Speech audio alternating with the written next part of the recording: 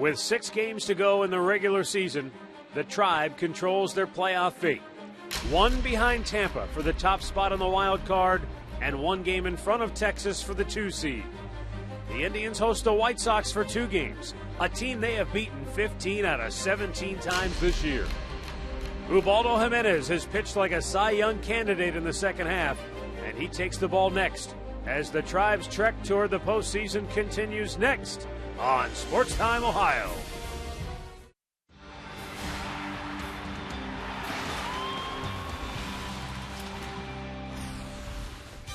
From Progressive Field in downtown Cleveland, Ohio, a chill of autumn in the air as the Indians host the Chicago White Sox in the final 2 games of the regular season here at Progressive Field.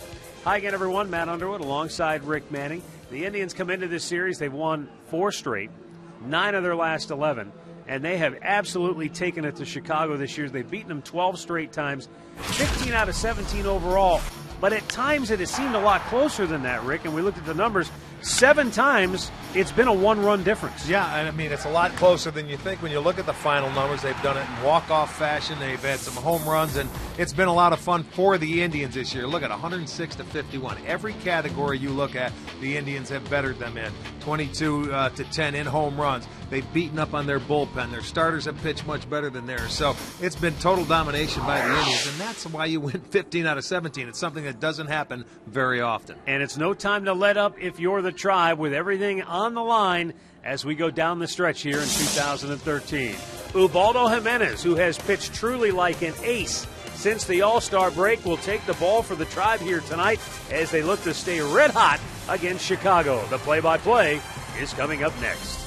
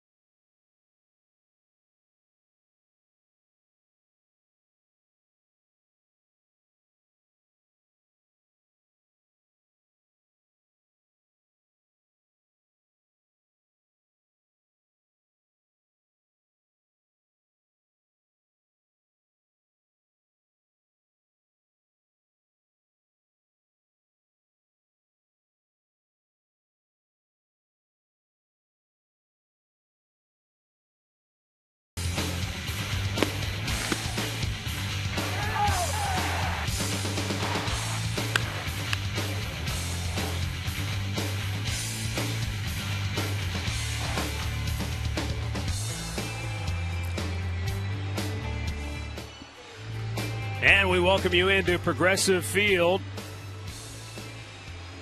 for Game 1 of a brief 2-game series against the Chicago White Sox. The Indians and Sox closing out their season series with this 2-gamer. They have played 17 times this year. The Indians have won 15 of those matchups, and they've won the last 12 in a row. The Indians come in 86-70 on the year, and Ubaldo Jimenez will take the mound for the Tribe tonight as they look to maintain their stranglehold on one of 2 American League wild card spots. A much different scenario playing out in the Chicago White Sox dugout tonight. Robin Ventura's gang, they need 1 win the rest of the way to avoid a 100-loss season. Let's take a look at his starting lineup tonight. Alejandro De Aza will lead it off. Alexei Ramirez batting second. Connor Gillespie will hit third. Paul Konerko batting cleanup. Adam Dunn goes down to the 5-hole. Avisail Garcia will bat 6th. Dayan Viciedo 7th. Gordon Beckham 8th. And Josh Fegley will bat 9th. Well, Ubaldo Jimenez on the mound for the Indians. His 31st start, and he has been brilliant in the second half. In his last 4 starts, he's 3-0. The Tribe is 4-0, and a .64 ERA in his 28 1/3 innings. 31 walks, just 3 strikeouts. One of those starts came against the White Sox. Almost had a complete game. He went 8 1/3. He gave up 8 hits and just 1 run and left leading that ball game 8-0. In his career, 2-3 against the White Sox. We'll see how he fares tonight. Let's check the Kia Indians defense. It'll be Brantley in left, Bourne in center, Rayburn in right. Aviles at third, Cabrera at short, Kipnis at second, Swisher at first with Gomes behind the plate.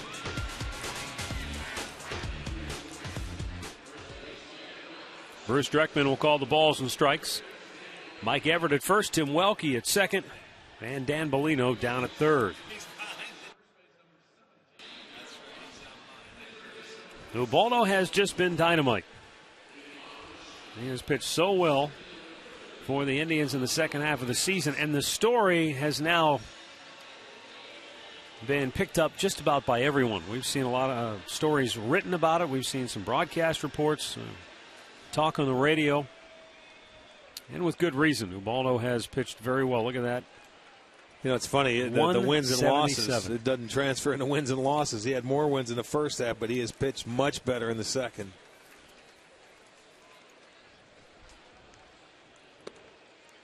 Starts the game off with the first pitch strike.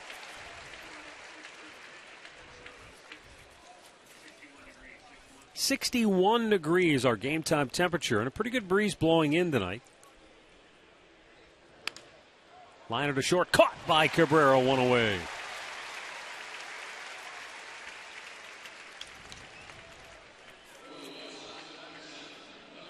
Well, you mentioned it, Rick. The wins don't necessarily add up, but when you look at Ubaldo Jimenez in the month of September, his ERA is 0.64, and his record, a perfect 3-0. Yeah, and it just keeps getting better. You know, it started from April, May, June, and July. Maybe a little hiccup, but 3.10 is not a bad ERA. And you look at his last start where he got the no decision. He went 7 innings and gave up 1 run. So could have very easily come into this game with a 4-0 mark in the final month of the season. Chopped foul by Alexei Ramirez. Well, for whatever reason, and we have talked about it every time he takes the rubber, it all stems off his fastball. He has had fastball command. He can elevate it. It mixes in his breaking balls where he gets a lot of guys to swing and miss. It's taken care of in the walk department. His walks are down. Strikeouts are up. Down in the dirt. 1 ball, 2 strikes.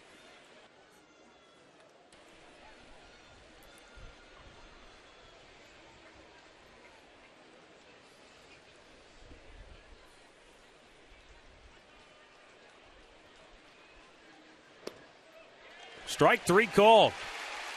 You could see Ramirez kind of flinch as though maybe I should offer it that. He decided not to, and Bruce Dreckman rings him up.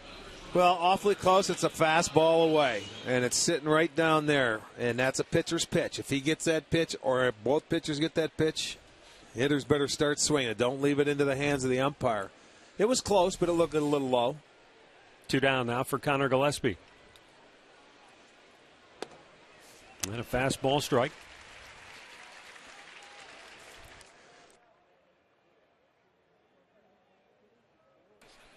Gillespie, batting .251 as you see there, dozen home runs.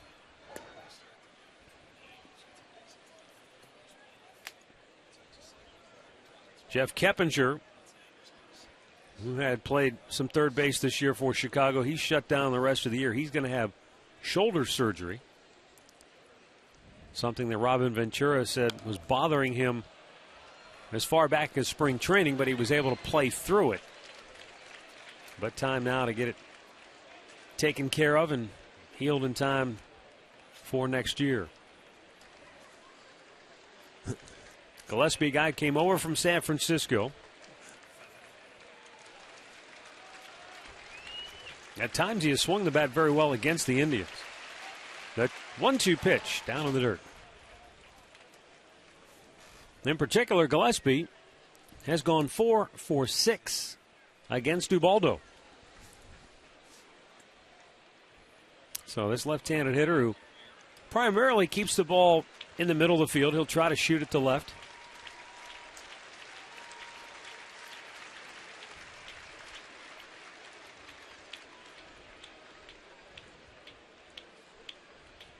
Well, Gillespie, I remember early in the year, he hit the Indians all over the place. He was a big bat for him. Whoa, that breaking ball took off.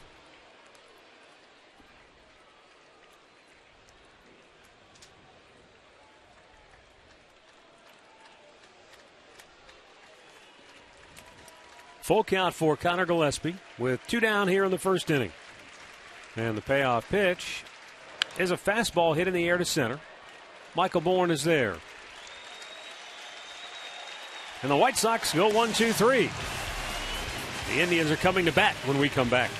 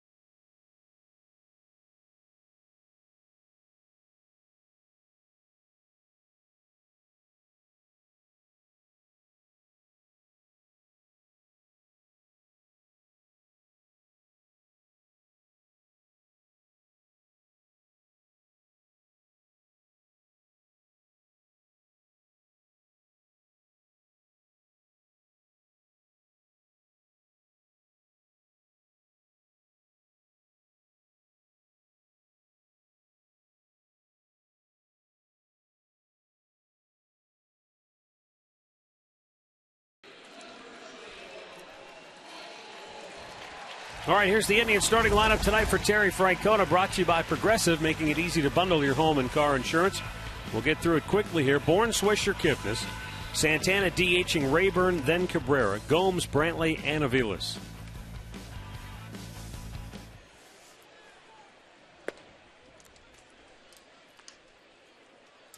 '25-year-old Hector Santiago on the mound for the White Sox.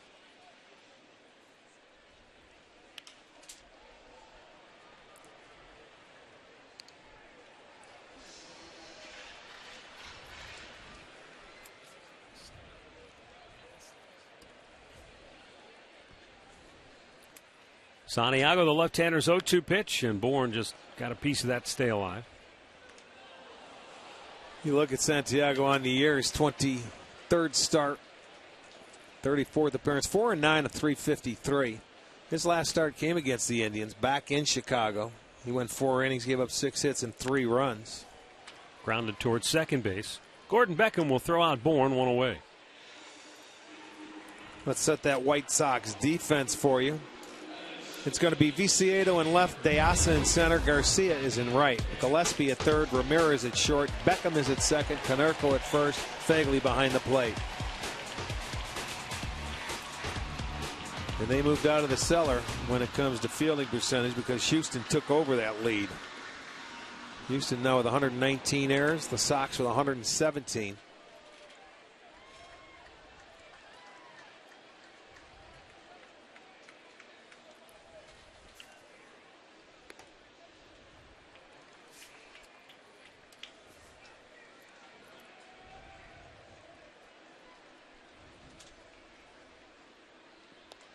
A little bit outside the swish.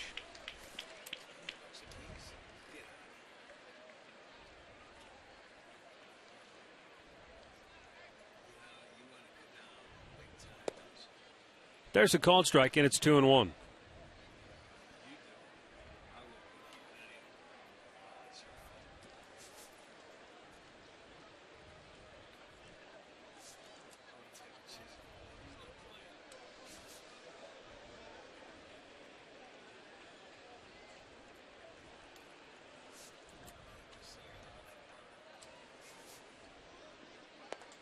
In for a strike to even it up. 2 balls, 2 strikes.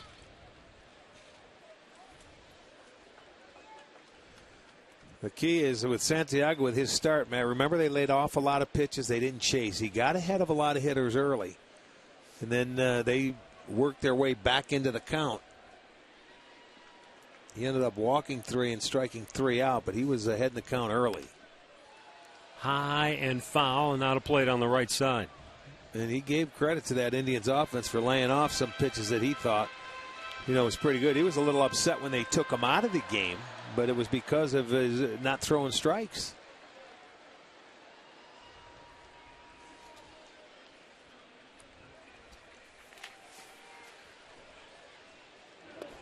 Missed inside, and a full count.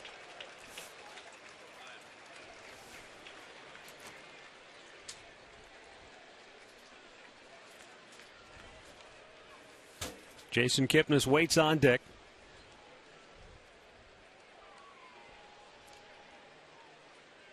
And the payoff pitch is ball 4, and the Indians have a 1-out base runner.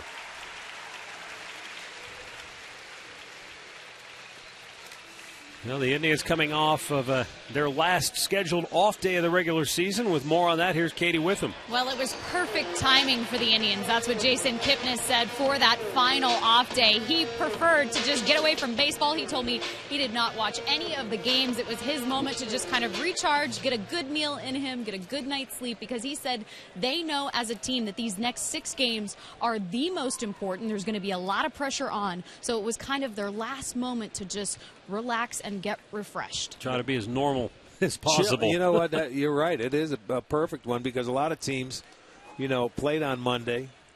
And we played on the Thursday when they had that Thursday off. So it's a good time. Even as well as they're playing, sometimes you don't want to miss off days. But at the end of the year, mentally you need a rest. Upstairs with it. 1 ball, 1 strike.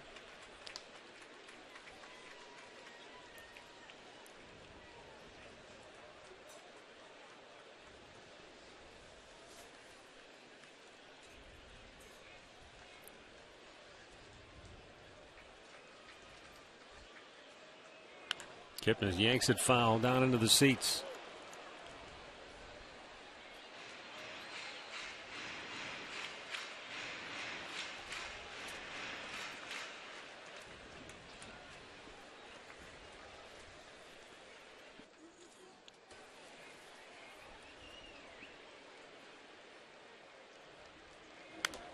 Popped him up, foul behind the plate. Maybe a play here for Fagley. The wind should push it. Just beyond the screen there.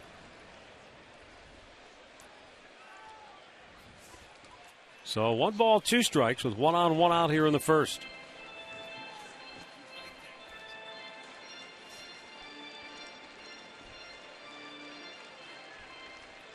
Jason Kipnis putting together another outstanding season with 17 home runs. 80 runs driven in, 34 doubles, 28 steals. The 1-2. Got him looking. 2 down here in the first. Well, another one down and away. Check it out on our Nissan pitch tracker. Again, he's going to make that call. It's a good pitch. Now, is it high enough? Kipnis thought it might have been a little low, but no, it goes both ways. He is called out. It's pitcher's pitch. Perfect pitch. He wants to go right down there and look at it on video, too. Now Carlos Santana.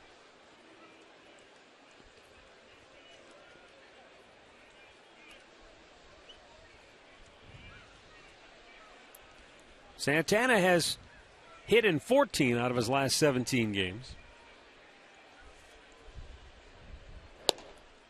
Looks at a ball outside.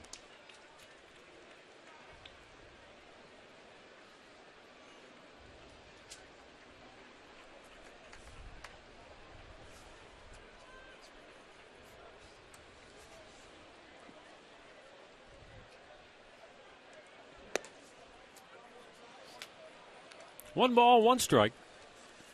Runner first, 2 down here in the first.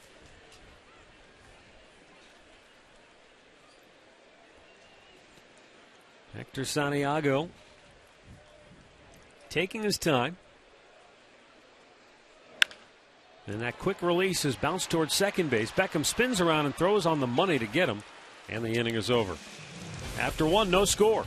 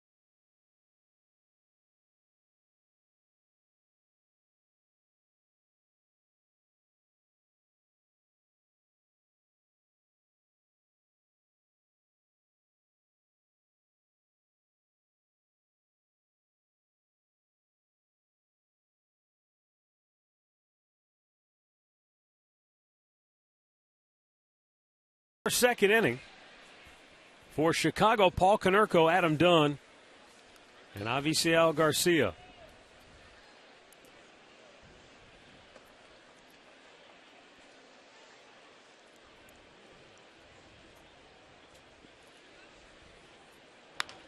Right back to Jimenez, and Ubaldo will throw Konerko out. 1 pitch, 1 away.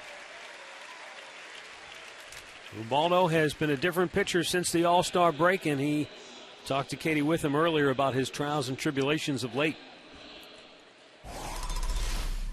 Well, right now, I feel good. I feel really confident. I feel comfortable knowing that, first, trusting myself, and like knowing that everybody's expecting good things out of me. I don't think anybody is thinking anymore like, why is it, who is going to be today, who is going to be tonight, what is it going to bring to the table. I think everyone is expecting good things in every start. Now, Ubaldo told Katie that at times last year he knew people were saying to themselves, well, is it going to be good Ubaldo? Is it going to be so-so Ubaldo? Is it going to be bad Ubaldo? And mechanically, so he straightened it out. obviously, he was thinking that same thing himself. No question.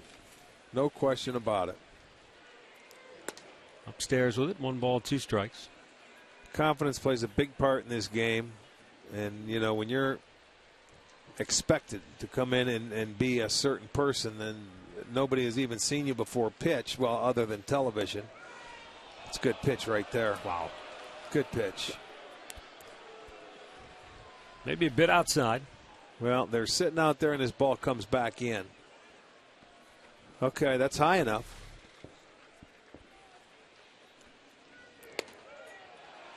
Off the plate with the fastball, full count.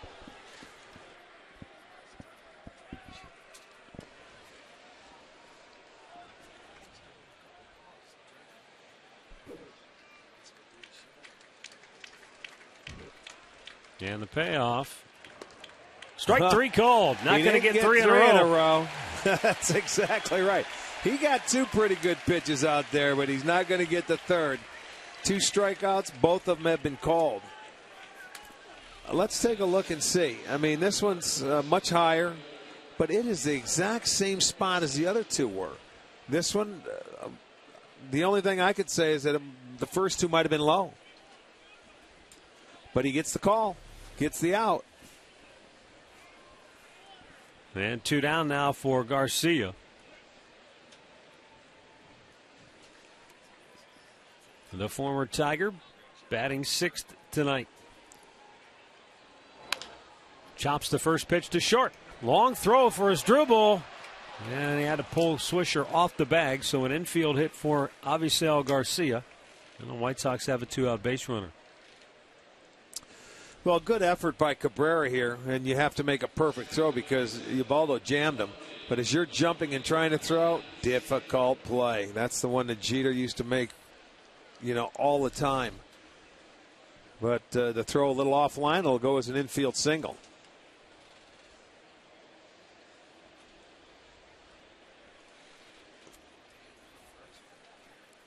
So a 2-out base runner for Dayan Viciedo.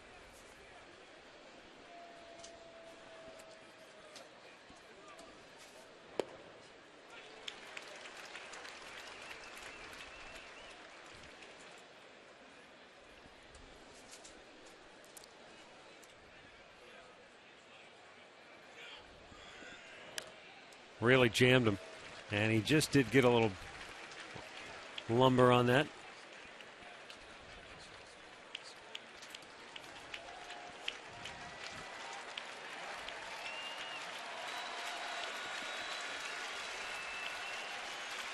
Ubaldo ready, the 0-2 pitch. Strike 3 called. He has rung up 3 Sox hitters already here tonight. And it'll go to the bottom of the second, no score.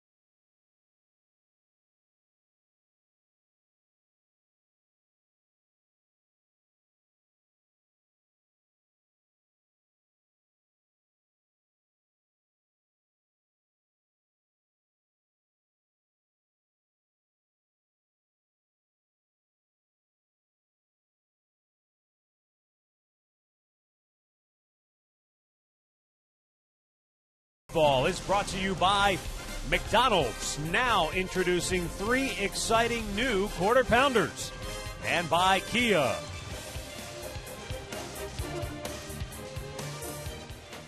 No score, bottom of the second. Ryan Rayburn leading off and looks at ball 1 outside from Hector Santiago.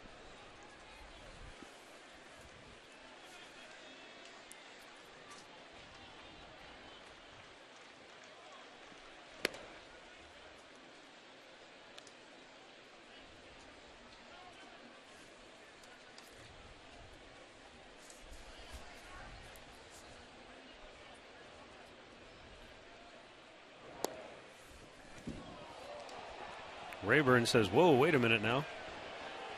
1 ball, 2 strikes. It's a breaking ball that wraps around the plate now. Whether it hit, I don't know. Take a look at it. Comes in from the outside. Almost hit the plate. Wow. Well, it's a pitcher's zone tonight. Pitcher's zone.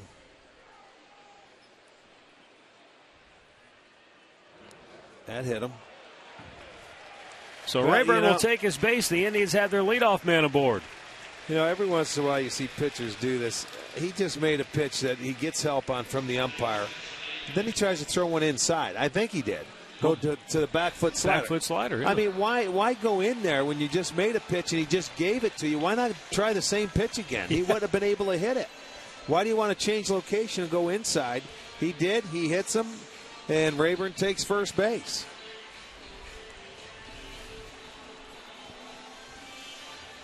Maybe outthinking himself. Well, could be. I mean, I wouldn't have given. I would have went right back out there and tried to get another call. See how friendly he's going to be on that outside corner. As Dribble Cabrera takes outside, ball 1.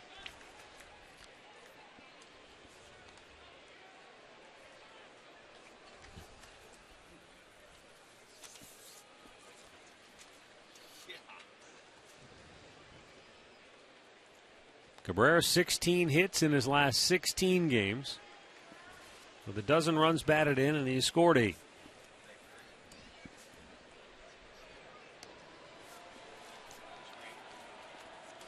Rayburn really not a base stealer at all. He hasn't even tried one this year.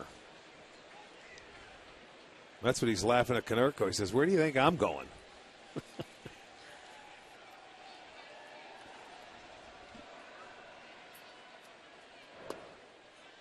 Perfect pitch at the knees, outside corner. You know, when you're getting that pitch, boy, just stay out there if you're a pitcher. Why change? That's even if he tries to swing at that pitch, the best he's going to do is maybe a base hit to right field. That's the best, I would think. Santiago's 1-1, and that's inside. So Cabrera puts himself in a good spot here, 2-1. With Yan Gomes waiting on deck.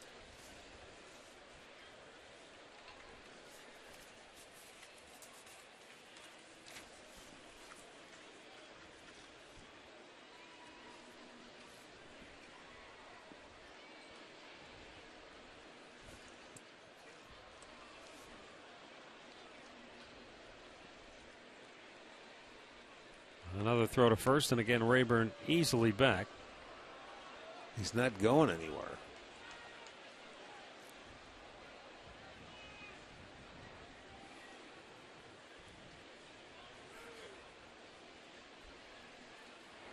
Cabrera chops it to short.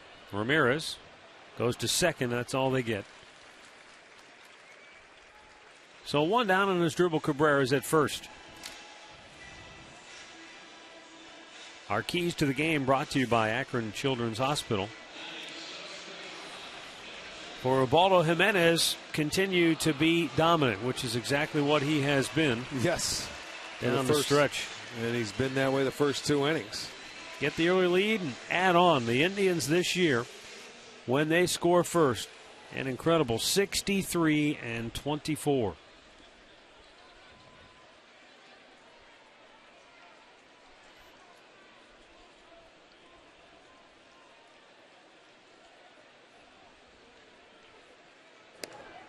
And that has been a strength of the Indians, particularly here in the month of September. They've averaged close to 5 runs a game. They're at 4.76 runs per game here in the month of September.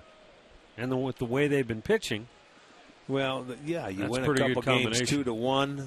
You win the low-scoring games.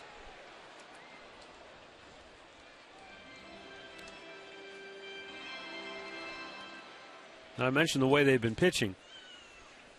The Indians just swept a 4-game series from their Astros in which they allowed 5 runs in the 4 games.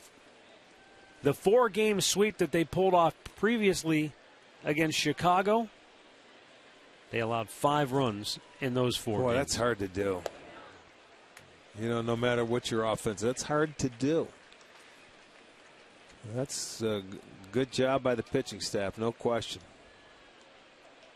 Look at, they're all sitting down there, hunkered down, getting a good look. I want to know who's in the hoodie. It's awfully cold. He's got his hands tucked in his shirt. 1-2 pitch upstairs. Well, the good news is the guy that was in the middle, Justin Masterson, is very anxious and eager to get back out there on the mound. Indians very hopeful to get him into a ball game coming out of the bullpen, maybe as early as tomorrow. Well, he's ready to come out of that bullpen too.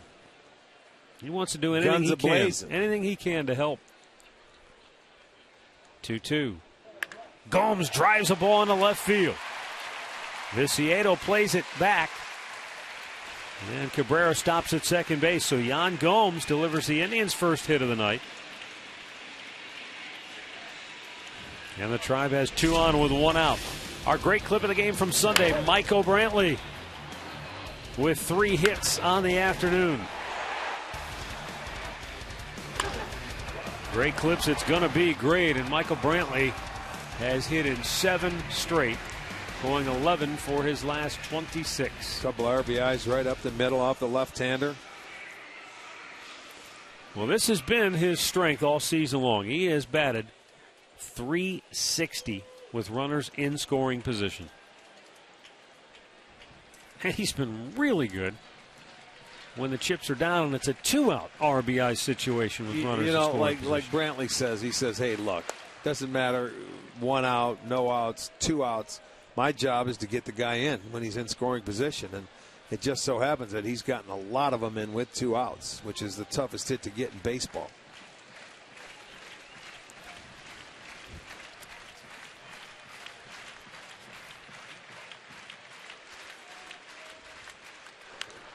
Back out of play, and it's 0-2.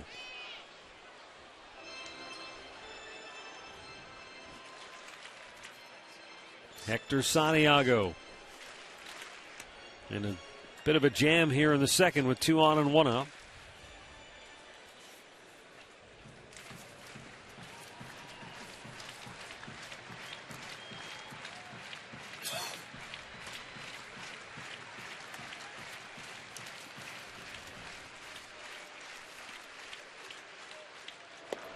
A little bit outside. 1-2.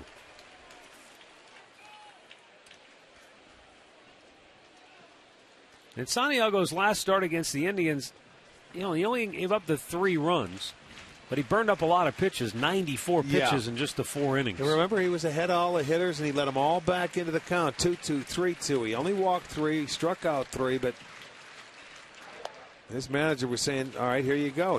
Gomes was down in the count 0-2. He hung him a changeup. He gets a base hit. Now Brantley was down 1-2. He's going to be here 2-2 and maybe more pitches than that. Not to say he doesn't attack, but maybe he just gets a little, when he gets to 2 strikes, he doesn't want to challenge those guys sometimes.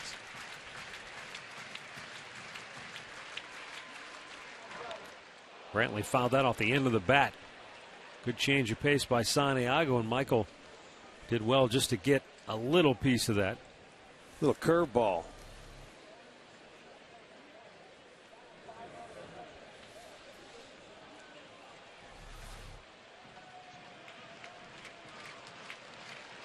Two balls, 2 strikes. With 2 on, 1 out here in the second.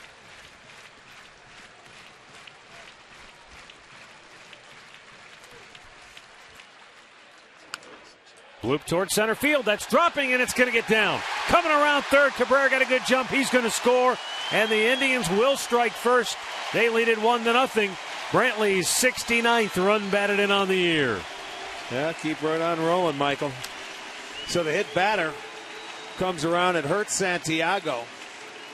Brantley flares it in. They jammed him. It was a good pitch, but Beckham was going out. It was a fastball down around the trademark, but he gets enough of it. And you see, Gomes wanted to go to third, but he said, nah, I better stay right here. And better safe than sorry.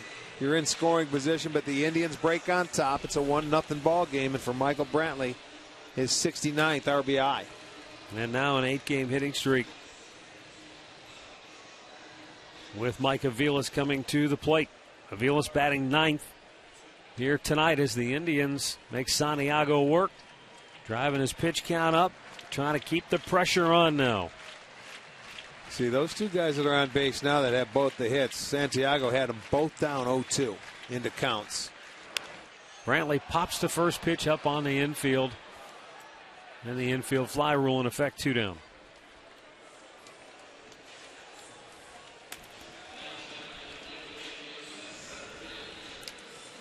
Our Firestone Complete Auto Care Extra Mile Index takes a look at the Indians' all-time best winning percentage against an opponent since 1916. Wow. Look at 54, 20-2. They pretty much dominated in those years, didn't they? Just about everybody.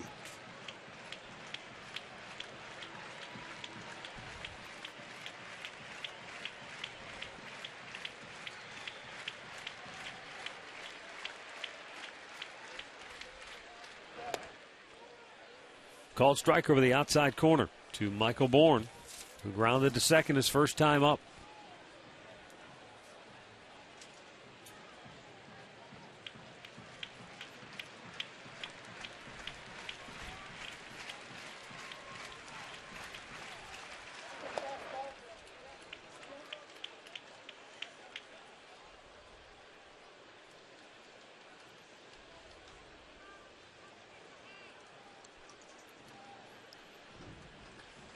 Everybody really shading Bourne over to left field in the outfield. We saw that with Houston as well, and if you hang him a breaking ball and you let him pull it, it's a triple. Yeah, if you speed up his bat, it sure could be. But they're going to pitch him away, play him away. Infield's pretty much straight up. Upstairs, 3 balls and a strike. See where Garcia is in right? He's way over in right center. He's well over 100 feet from the line. Yep.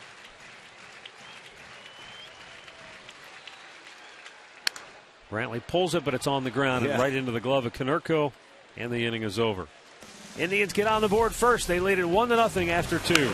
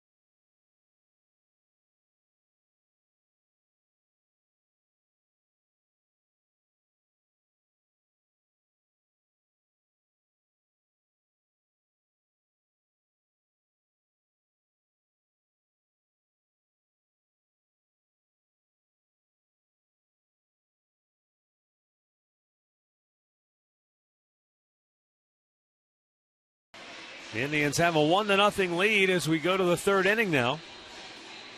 For Chicago, Gordon Beckham will lead it off.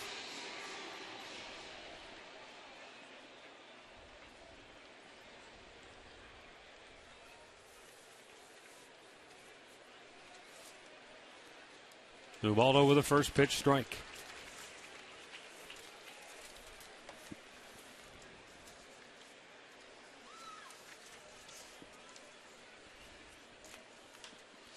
Beckham hits it high and slicing foul out of play down the right side.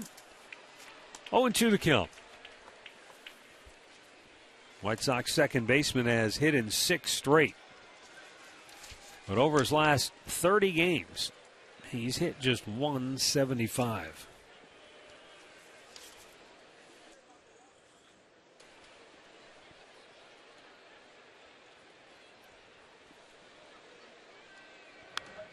Fouled right back.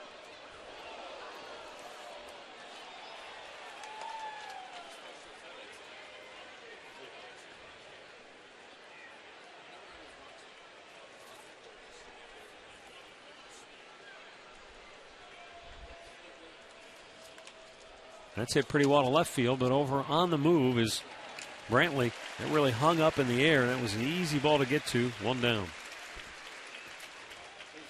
I mentioned Justin Masterson is really like a caged lion right now. He wants to get back up on that mound, and Katie Witham has more on his status. Well, he was on the mound, Matt. After Sunday's game, he threw an inning on the game mound. Actually, Kevin Cash, the Indians' bullpen coach, was the hitter standing in. Masterson today said he felt great. He was letting it fly, even able to brush back Cash a few times. The plan, as you mentioned, is still to come out of the bullpen tomorrow, but the Indians hope to get him stretched out so if they are playing in October, he could be a starting option. Well, if he's got any say in the matter, he'll be on that mound in the starting role if the Indians are playing in October, because you know that's what he wants to do. Well, he came out September 2nd was his last start. That's when he hurt himself. So, yeah, I don't see why not. If he can get some innings this week a couple of times, he'd be ready to go. He's pitched all season long, for goodness sakes, 188, 189 innings. Now, he told me the other day, he said the rest is really, he knows he's on camera. Hi, Mom. He said the rest has been good. He said the arm feels great. A rare 4-pitch walk for Ubaldo Jimenez as Josh Figley, the number 9 hitter, reaches. Injury report tonight brought to you by Elk & Elk. Serious lawyers for serious injuries. Call 1-800-ELK, Ohio. CC Sabathia done for the rest of the year, dealing with a left hamstring injury. There was hope in Minnesota that Joe Mauer might play down the stretch here, but now he's been shut down. And Manny Machado suffered a ugly-looking knee injury last night in the Orioles' loss in Tampa. Haven't heard anything as far as the results of the MRI he was to undergo today.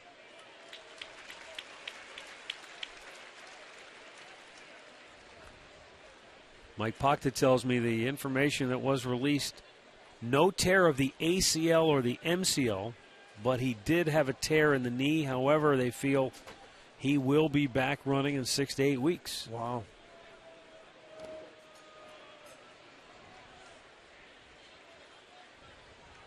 That's about as they carted him off news. The field. Yeah, that's so. Well, when he went down, it looked like it had blown, like something went haywire. Yeah, sure did.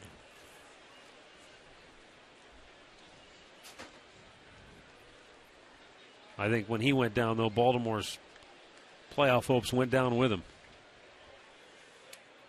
They needed to make some noise in that series against Tampa, and the Rays just swept them right on out of town. And speaking of the Rays, they're out to a 3-0 lead over the Yankees in New York. They're in the second inning. The Indians are a game behind Tampa for the top wild card spot, and a game in front of Texas for that second wild card position. Rangers in action at home tonight against Houston. Runner goes, huge jump. Fegley stole that off Ubaldo. And Gomes just held on to it because he had no chance. Well, his 4th strikeout, and that's, you know what, there you'll see You think a catcher, he's not going to go anywhere. Well, you can steal a base if people don't pay attention to you, and Ubaldo did, so he'll get a stolen base.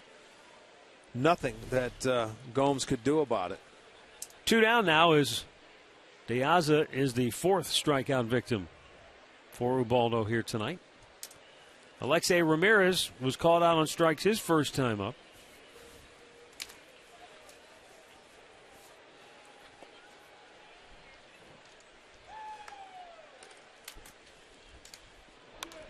Pops this one back out of play.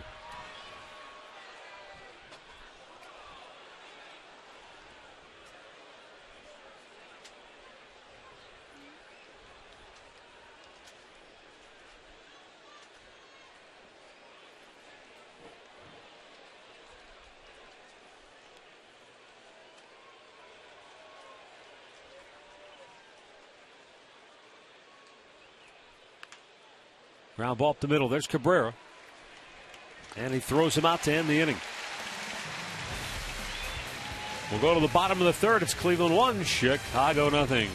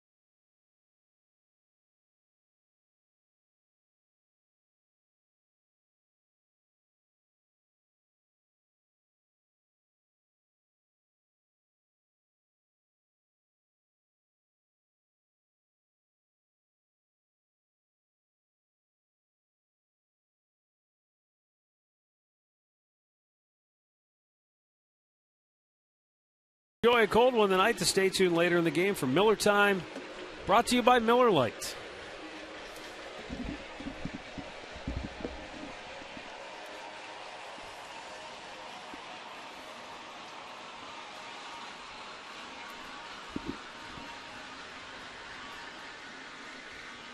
Bottom of the 3rd, Nick Swisher, Jason Kipnis, and Carlos Santana due up for the Tribe.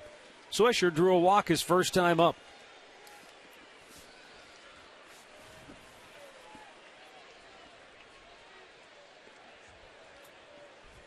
Nick takes a strike.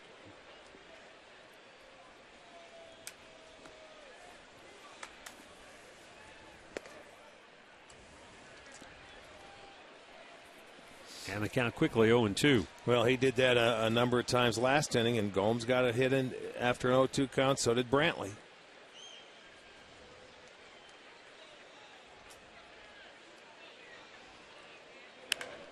And Swisher drives one to center field, but De Aza hangs up and makes the catch. With that breeze blowing in, good day to pitch. Very difficult to hit one out of here to center. Sounded like he smoked that ball pretty good. Yeah. One down, and we'll get tonight's AT&T trivia question. Name the last Indians player to hit 3 pinch hit home runs in a season.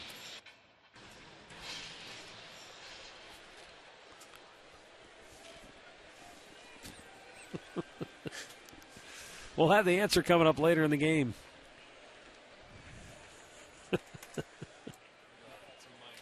We'll try to do better with our second response. There's a called strike to Jason Kipnis. We were both 0 for 1 with our initial answer to the judges.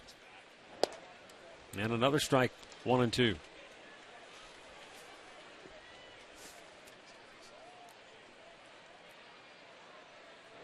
Broke his bat, right back to him. 2 down here in the third. Well, a video game that puts you in the owner's suite is now available free on iPhone and iPad. You can build your stadium and make the decisions to guide your team to the World Series. Download MLB Ballpark Empire free today.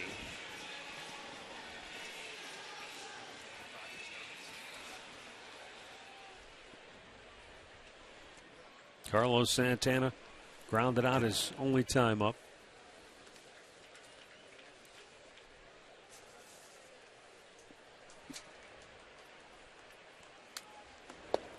I mentioned before, because it's a stat we've been following quite a bit here this year, when the Indians score first this year, 63-24 against Chicago. When they score first, 11-1.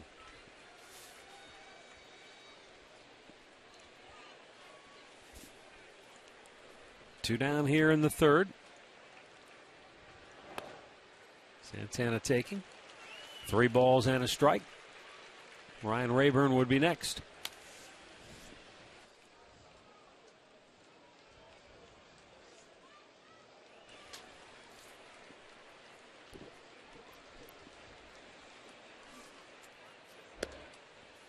Ball 4.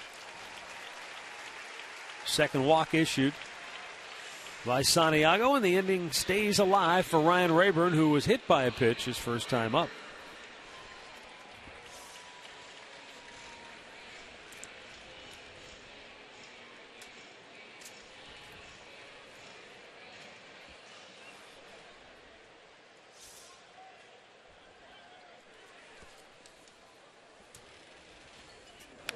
Foul right back to the screen. He was ready for that first pitch that time.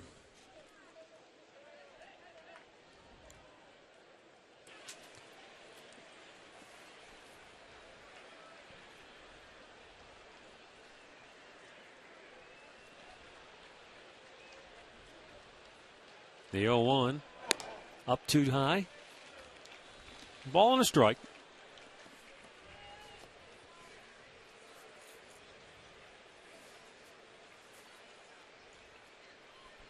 Rayburn has gone 11 for 36 in his last 12 games with 3 homers and 15 runs batted in.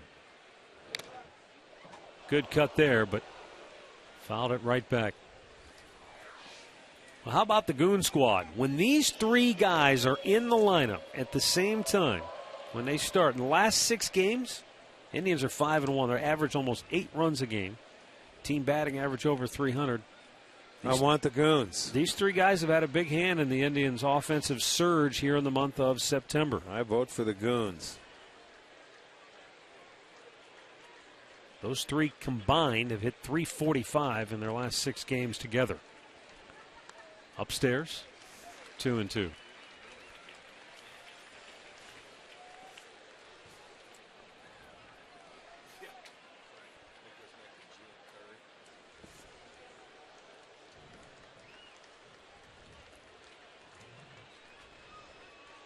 Two-two pitch.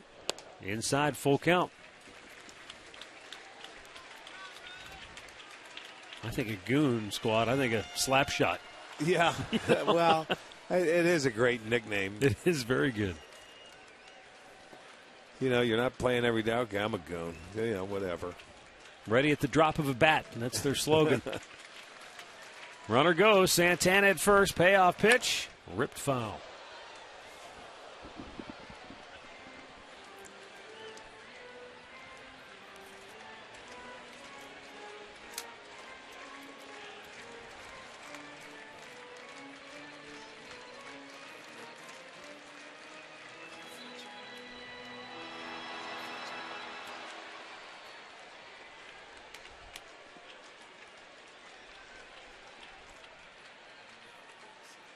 And again, Santana rolls, and he got that in and popped him up.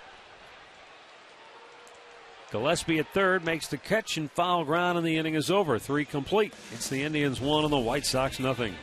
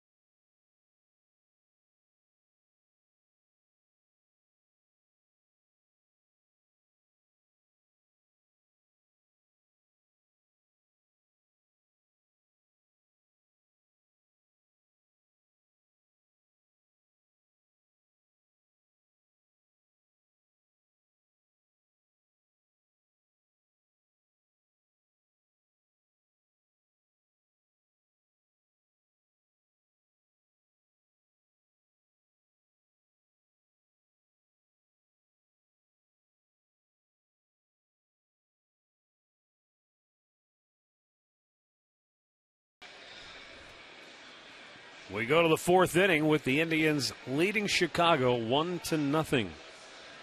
Connor Gillespie, Paul Konerko, and Adam Dunn due up for Chicago.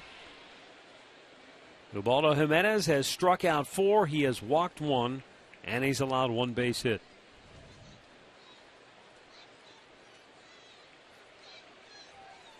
Gillespie fly to center his only time up.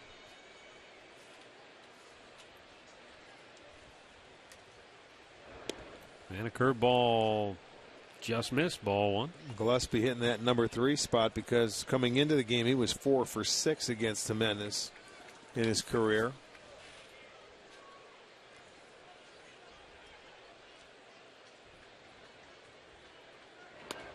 Lays off, it's up high 2-0. He's batted .292 against Indians pitching for the year.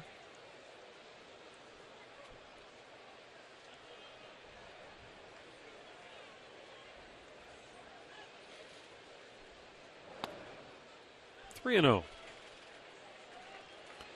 Well, his only walk came on 4 straight pitches to the catcher Fagley last inning.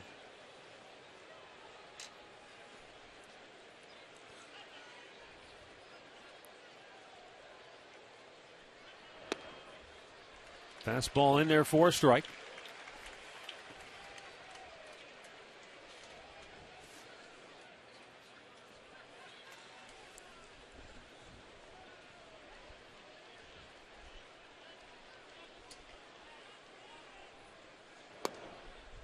And a little bit low, ball 4. Second walk issued.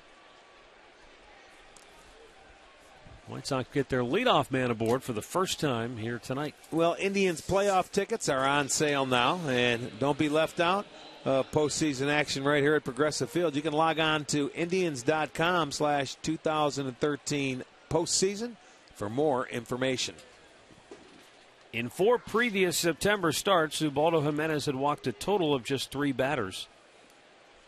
And so he has issued 2 free passes now in the last 2 innings. And that's a ball in the dirt to Paul Konerko, who hit the first pitch he saw tonight right back to Ubaldo in the second inning.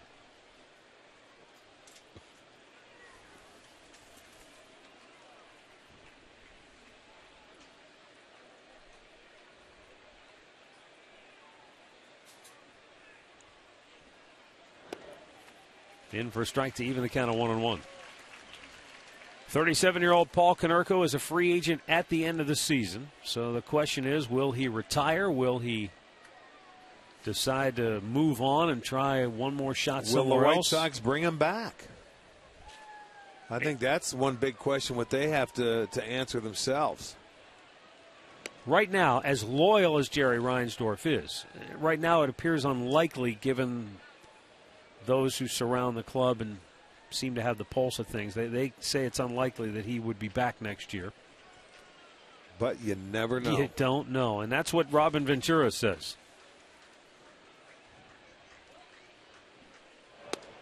Low. Well, I'm sure he will meet with ownership to, talk about what the future holds for him.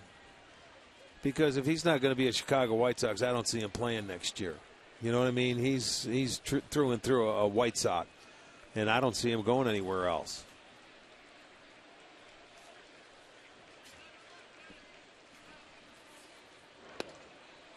In there for a strike. Ventura retired at the age of 37. Yeah. And he said, for me, it was just kind of, I was a bench player with the Dodgers. All of a sudden I had to play 4 days in a row, and I was like, okay, I'm done. I can't do it anymore. It's a young man's game. He said it was kind of gradual, and he said then it was really sudden. Boom. Yeah. He just woke up and knew, can't do it anymore. Time to go.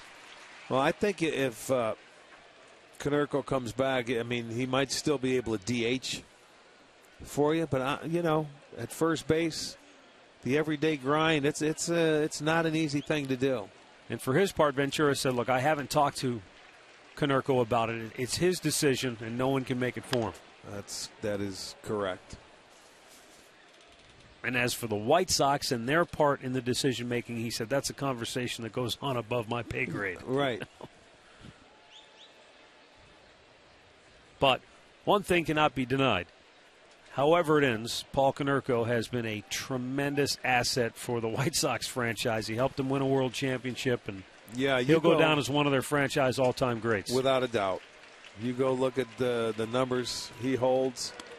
There's a lot of him and Frank Thomas around when you're talking about lifetime numbers in the White Sox organization. Well, I would have to guess that the runner's going to be moving here.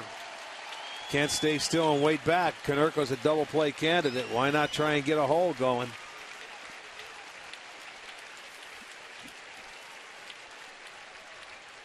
Three-two pitch. There it is. There was the double play ball, but with Kipnis moving, it turns out to be a single. And the White Sox have runners at first and third. Done to perfection. They had the wrong guy covering. Konerko waited back. He was going to get jammed knowing that runner is running, and he didn't hit it all that hard, but watch Kipnis vacate. He comes over now, and that's all it took with those 4 steps. And that ball is by him. He couldn't stop and get back, so they will first and third him now with nobody out. Chance to tie the ball game.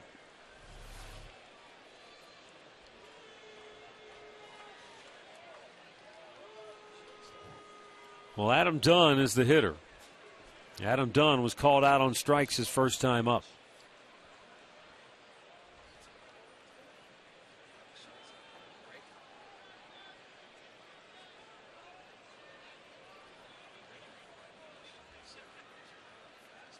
Swung on and missed. Taking advantage of Dunn's eagerness to get that tying run home from third. Swung on a ball out of the strike zone.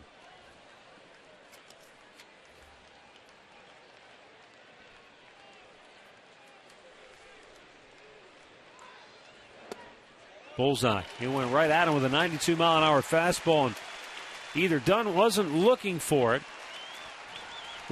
or he just didn't pick it up well because it was inside corner, inside part of the plate. You know Adam Dunn, he's a selective hitter, and he will take pitches, so maybe he was guessing for something away or looking breaking ball, and that's why he took the fastball. This guy will take a lot of pitches. He'll see a lot of balls, and he didn't his last time at bat. He had the full count. The 0-2. Up and away.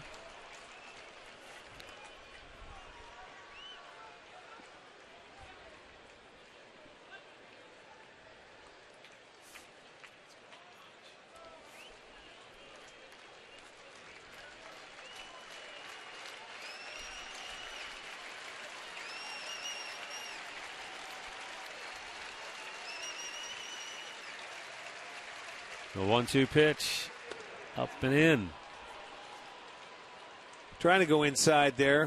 Belt higher above with the fastball, but missed inside off the dish. 3 on the right side for the Indians on the infield with Aviles over by himself near third.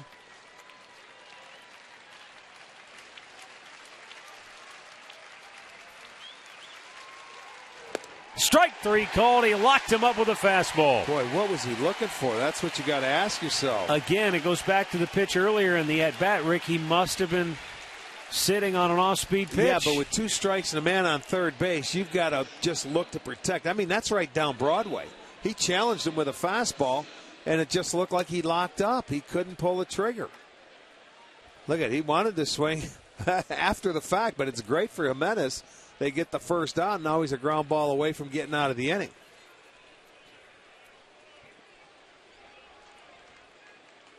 Avisail Garcia had an infield hit his first time up. He hit one to short. Cabrera got to it, but from deep in the hole, his throw pulled Swisher off the bag at first. An aggressive swinger. He checks on a ball down low. Okay, a ball inside. Tommy just gave me a pretty good note on the first pitch from Jimenez today. When he has thrown a ball, they are 1 for 1 with 2 walks. When he throws a strike on the first pitch, they're 1 for 11.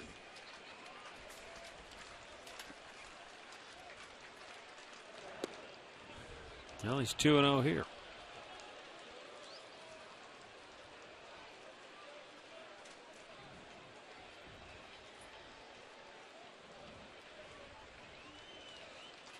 White Sox with their first scoring threat of the night. Well, this is the guy that they brought in to be part of their future when they traded Jake Peavy. Oh, that's drilled. Deep left center field. Bourne will Michael catch up to Bourne it. makes the catch. Tagging and coming home with the tying run is Connor Gillespie. And scampering back to first is Paul Konerko. We got a 1-1 game as Garcia picks up his 30th run batted in on the year. Well, he gets his job done. It looked like it was going to go farther. That wind's knocking it down tonight. Turns into a sacrifice fly. But then again, that leadoff walk comes back to haunt. It's a tie ball game.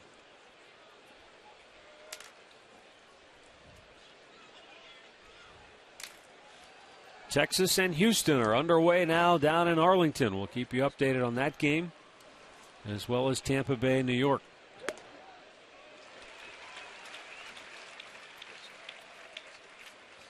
Taillon Viciedo struck out his first time up.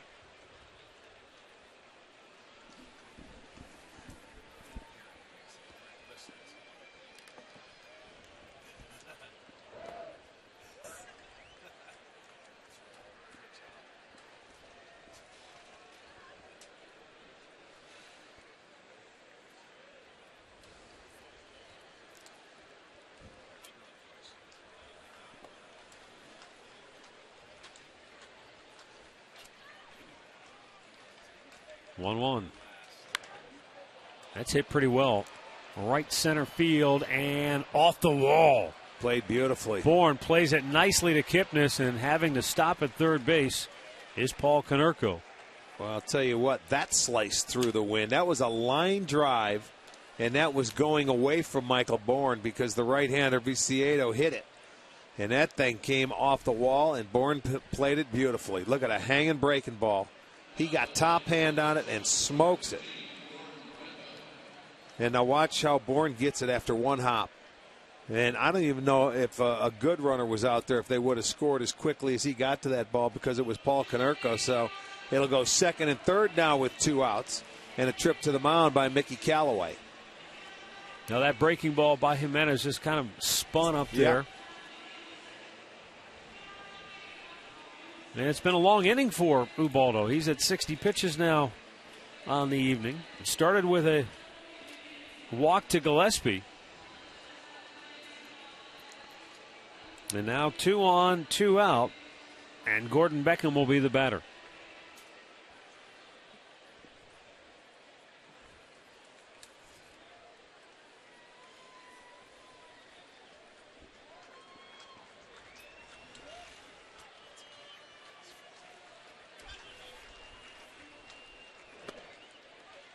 And Beckham takes a strike.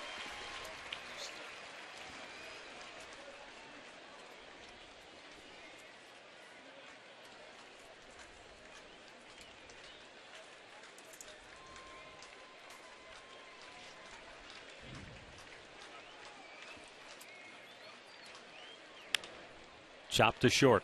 Cabrera sets, throws, inning over. The White Sox come back to tie the game. Garcia's sac fly plates Gillespie. 1-1 middle of the fourth.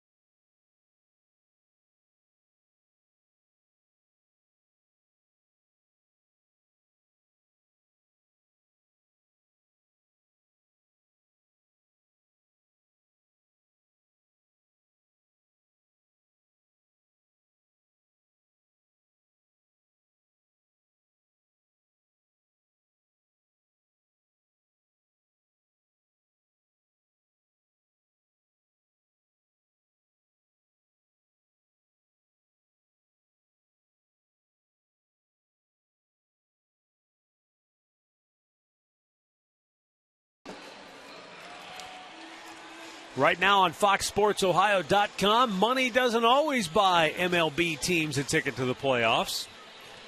Pac-Man busted yet again? Are you kidding me? No, I can't believe that. Will he play Sunday against the Browns? I'm not asking you. And see how Urban Meyer is preparing for the Wisconsin Badgers. Complete coverage on FoxSportsOhio.com. As Dribble Cabrera will lead off. He scored the Indians' only run in the second inning. Looks at a ball outside.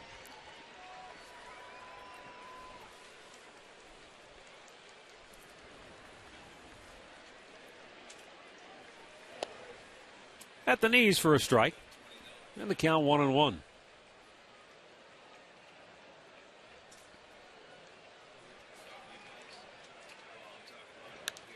Out of play.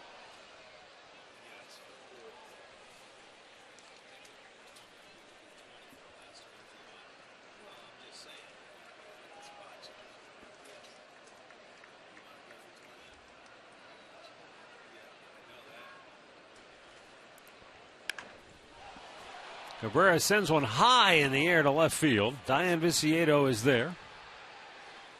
One down here in the home half of the fourth. Let's go check out Katie Witham. She's up in the suite with some winners tonight.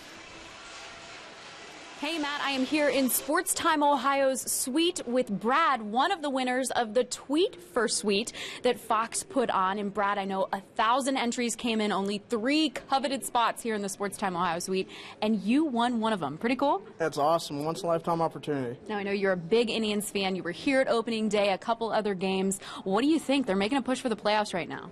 I think we can go deep. Hope this is our year. I hope so. I know you're going to have a good time hanging out here in the suite, but for now, we'll send it back over to you, Matt.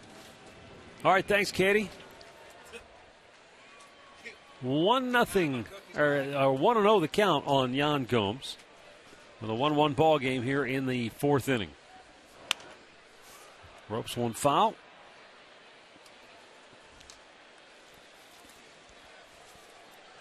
Broken his bat, and he'll go get a new piece of lumber.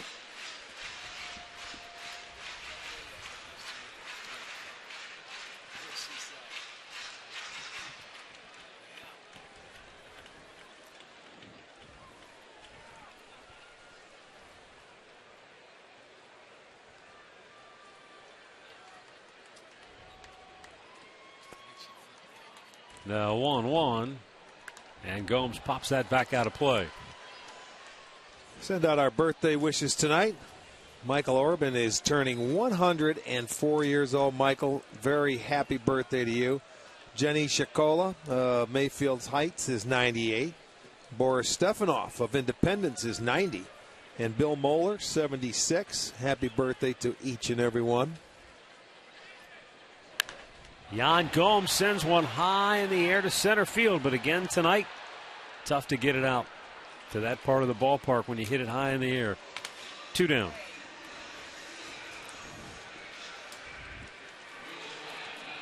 Well, catch all the exciting 2013 playoff action and guaranteed postseason ticket priority with a deposit on a 2014 season ticket. Now visit Indians.com, playoff payoff for more details. Michael Brantley, an RBI single in the second. Steps in here with 2 down and the bases empty.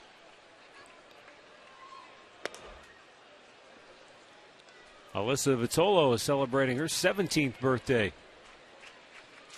here tonight. Menor High School product. Her grandmother, Barbara McGregor, an Indians fan, sent us that note.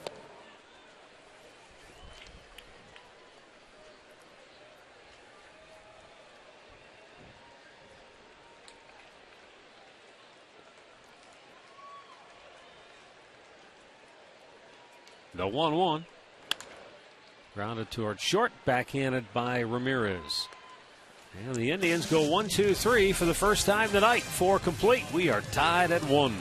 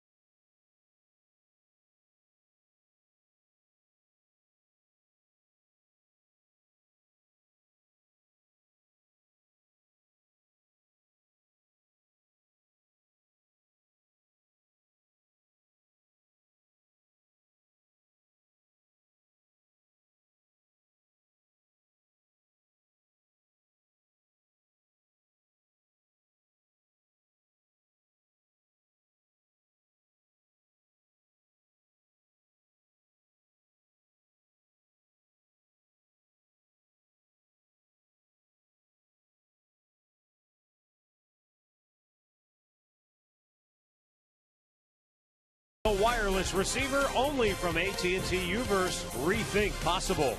And by your local Toyota dealers. Toyota, let's go places.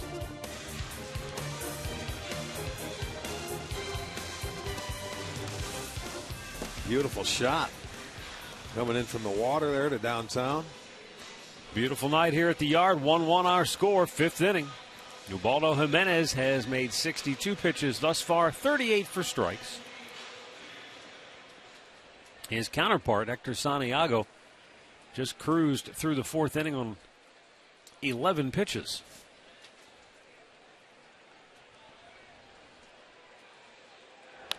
First ball swinging, foul ball by catcher Josh Fegley, who walked on 4 pitches his first time up.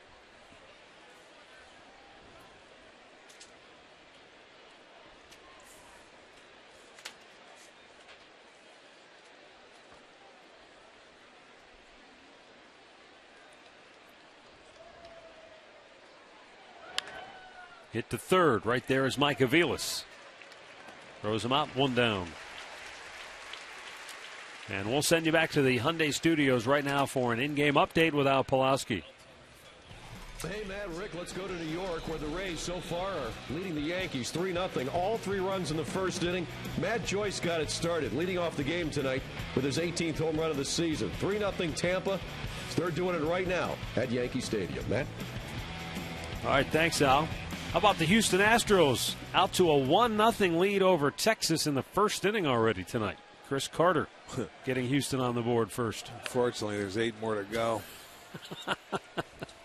Well, after last night, the Astros got pounded. Yeah, they jumped on them early, 3-0 in the first. Texas did, and they got their chance.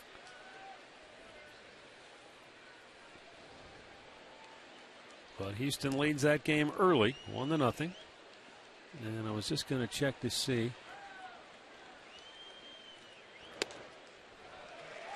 There's a strike to De Aza, who was 0 for 2 on the night.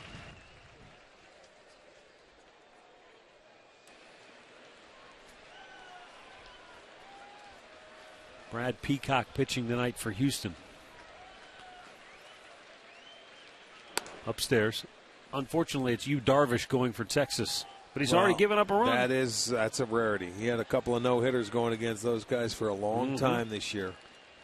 Well, he took one into the 9th inning in his first start of the year. Pop this one in the air. Cabrera, the shortstop, is there. He's got it. 2 down. Right, wasn't it two down on the 8 ninth? 2/3. Yes, it was. And it was Marwin Gonzalez that broke it up. Got a base hit up the middle. I don't remember the second time he had it going. Well, it was going late. That's when he and Brzezinski had a little falling out, I believe, after he went out to the mound a couple of times. That's where that stemmed from? Yes. In for a strike to Alexei Ramirez, who struck out on the first, grounded the short his last time up.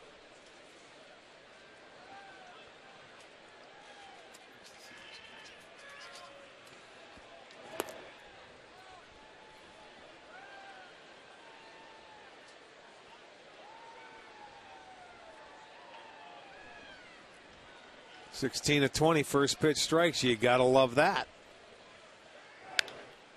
He muscled that one. Blooped, and it's a foul ball. Yeah, he never really left the box. A.J. Brzezinski is DHing tonight. Well, he did the last couple of times. That's why I was curious. And remember, Ron Washington said it was no big deal. It was just... It is no big deal until they have to pitch and catch, and then it is a deal. He's still in the lineup DHing, but he's not catching them. Soto's behind the plate, so maybe there is a little something more to it. Yes, there is. It may be just simple fact that Darvish wanted somebody else behind the plate. He said, I'm not pitching unless you put him back there. Swing and a miss. Ubaldo strikes him out. And the White Sox go 1-2-3 for the second time tonight. Ubaldo with a half dozen Ks. We're tied at 1.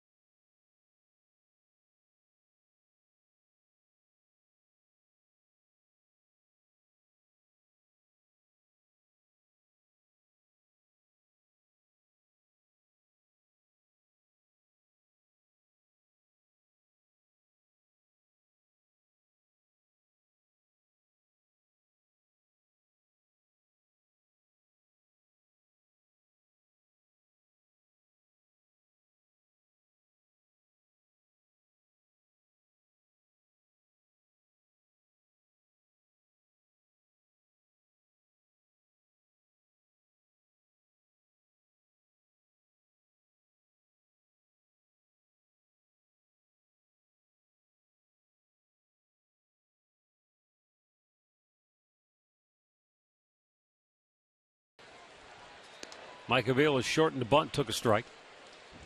Well, pretty much has to take a pitch this at-bat because he swung at the first pitch in his first at-bat and popped up.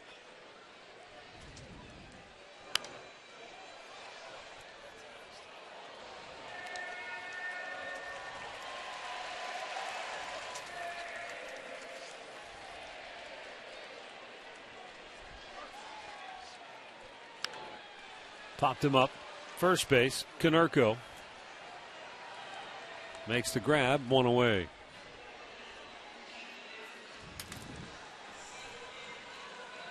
The tension between Team Rousey and Team Tate spills over into the locker room in what's being called the new best rivalry in sports. Don't miss an all-new episode of The Ultimate Fighter tomorrow at 10 Eastern, only on Fox Sports 1.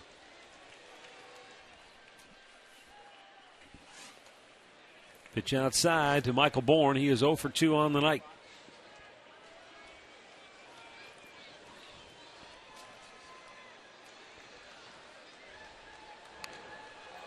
Bunted. Beautiful. Santiago threw it away. Bourne will take off for second. Beckham's throw. And not in time. Bourne slid around the tag of Alexei Ramirez. How about that hustle? I think Bourne realized, man, I shouldn't have went. And it was a great backup play by Gordon Beckham. We're going to get a base hit and an error on the pitcher Santiago on the throw because Bourne beat it out. It's a nice bunt. And he made a nice play. Coming up with a pop-up slide, the throw is wide. Konerko couldn't go down the line. Beckham a great job of backing up. Bourne knew he was dead. Let's check his wrist. I thought he might have hurt his wrist, and Ramirez thought he tagged him, but he said, no, sirree. Let's take a look at it. He has the ball. He spins around. Ooh, that's awful close. Did he have the foot on the bag before the tag? It's very close. It is close. And let's see. Yes. Yeah, he did. Just barely. He sure did. It got there right before the tag. So base hit and an error. Ramirez was upset. He thought he had him. Now let's see if Nick Swisher can bring him home. Up and away, ball one.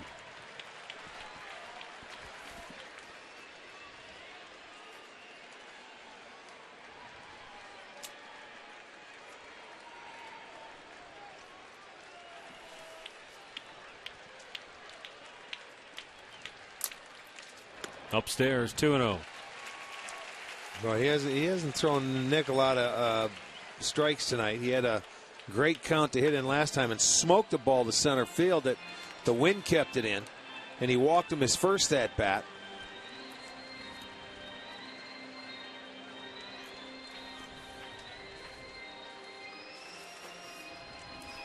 Well, Swisher on the year against Chicago pitching has hit .288, but he has hit 5 home runs off the White Sox this year. 12 in his career, but 5 of them this season. Popped him up. The shortstop Ramirez is back, and he is there to make the catch. 2 down.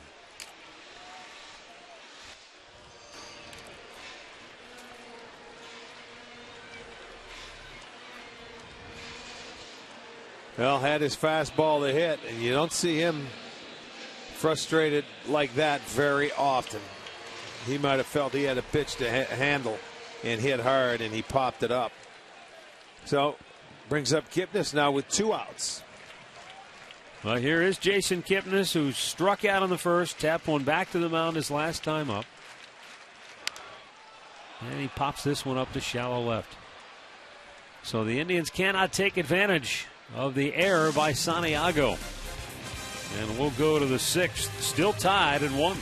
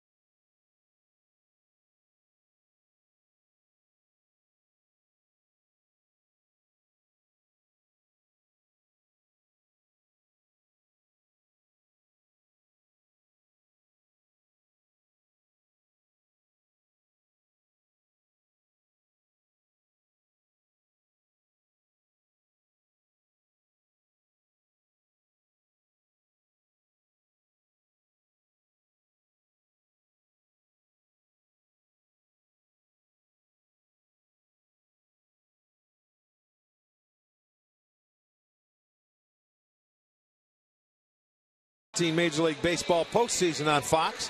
It'll also be on TBS and MLB Network. It's all starting October 1st.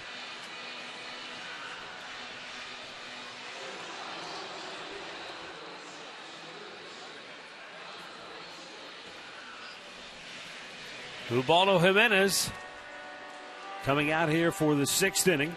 Game tied 1-1. This is very similar to the last game he pitched where the Indians just couldn't get anything going offensively.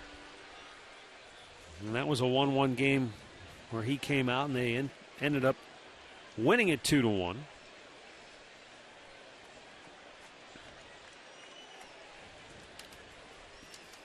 Connor Gillespie takes outside ball 1. Gillespie walked and scored his last time up.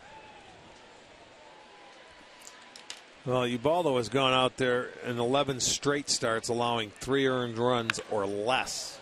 Drilled down the right field line. Off the top of the fence. Played well by Rayburn. The throw. Safe on a very close play at the bag. Cabrera slapped the tag on him. Terrific throw by Rayburn, and they nearly nailed him. Boy, that was a good play all the way around. That ball stayed in the ballpark and hit that padding up there. If it was a little farther to the left, it was a home run. There's a ball out over the middle of the plate, and watch it hit the ball. All right, hit that padding, comes down, and Rayburn with a very good play. He's going to get in there, and the hand gets in before the tag is applied. Awfully close. Good play all the way around. Leadoff double for Gillespie. That is number 14 for him. Watch the hands get in and then the tag come down. The throw, the bounce, it was up a little bit, and there it is. Bang, bang. Paul Konerko, the batter. Konerko singled his last time up with the second baseman Kipnis covering the base with the runner moving, opened up a hole, and that's the only reason Konerko was able to get that base hit. White Sox haven't done much when it comes to scoring against the Indians this year. Especially here of late. The Indians held them to 5 runs in the 4-game series in Chicago recently. Now you see Brian Shaw getting up.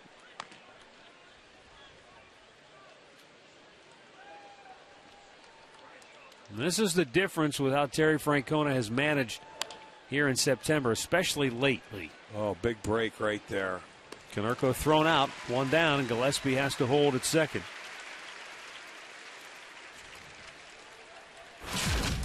Here's our in-game recap brought to you by your local Toyota dealers. The only run for the Indians, an RBI single by who else? Michael Brantley. For Chicago, a sacrifice fly by Garcia, and that's where we stand 1-1.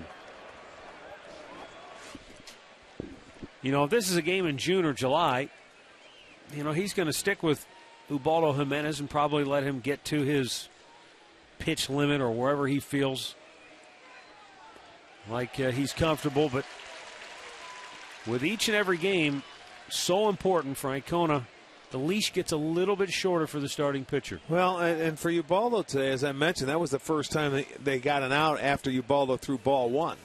So they're 2 for 3 in that situation now, but he's still throwing the ball very well. He doesn't have the velocity he had in his last few starts. It's down a couple miles an hour.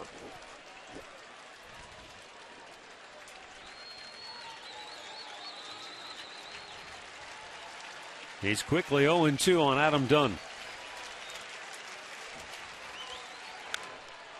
And Dunn fouls that one off.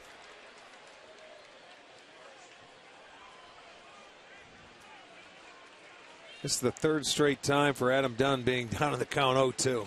Well, you notice he swung at the breaking ball, so I wonder if again he's in a situation where maybe he's sitting on that off-speed pitch. He threw a fastball right down the middle of the plate, and Dunn took it for strike 3 his last time up. Swung out and missed. Another fastball, and Dunn couldn't catch up to it. And when he's needed it, he's still been able to reach back and hit 94 miles an hour. You know what? And that's his 7th strikeout of the night. That's one of the best of the night, and I agree, Matt. He needed that one, but he located it as well, and he threw it right by him. There's a little extra in the tank. Then you got to know when to go for it.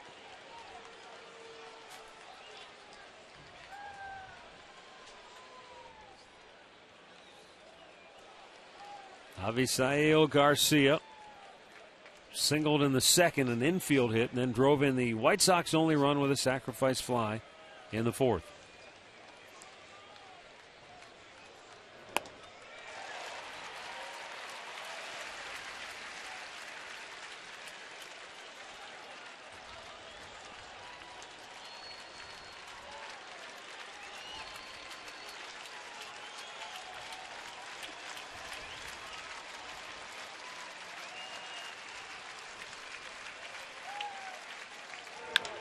Bounce to short. Cabrera waits back, fields it, throws it over, got him.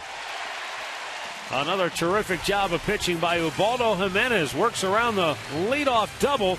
Still 1-1 middle of the 6th.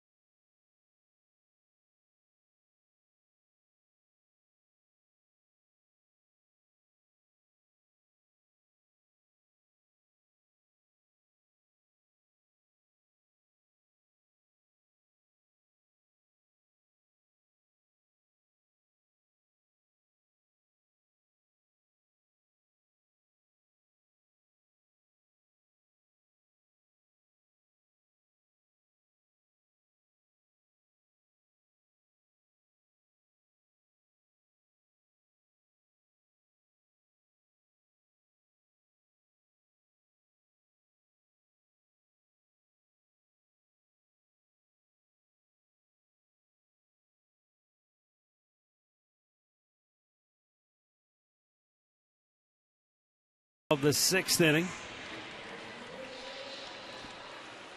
For the Indians, Carlos Santana, Ryan Rayburn, and Asdrubal Cabrera due up. Well, Ubaldo with 83 pitches, and Santiago starting this bottom half with 83, so he has been a little more efficient than Santiago. But the Indians have only had their leadoff man once tonight. That was back in the 2nd when he hit Rayburn and he came around to score. So see if they can get a leadoff man aboard. Well, they do indeed, and it might be extra bases. Yes, it is. It gets by Viciedo, and he has to chase it around. And Santana will pull into second base with a stand-up leadoff double. Well, he was ready to go in that at-bat, and that's just what they needed. They're going to see if they can answer the Sox, who had the leadoff double in the top half of the inning. The White Sox couldn't execute. We'll see if the Indians can. He smoked that ball, pulled it into the corner. Viciedo thought he was going to cut it off. Nope, he's got to get it off the wall. Santana into second base with his 35th double. 35 doubles leads the team. Ryan Rayburn knows he's got to get Santana to third at the least. And he chases one up out of the strike zone. Looked like a high changeup.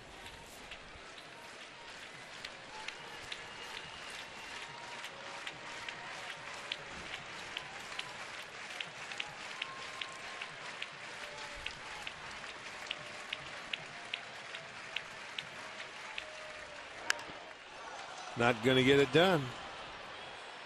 Nope, routine pop up to left. Viciedo makes the catch, one away. Well, let's get the answer to the AT&T trivia question while we have a moment. Last Indians player to pinch hit 3 homers in a season. We both guessed Ben Broussard. That is true. But it was Ron Kittle. Back in 1988.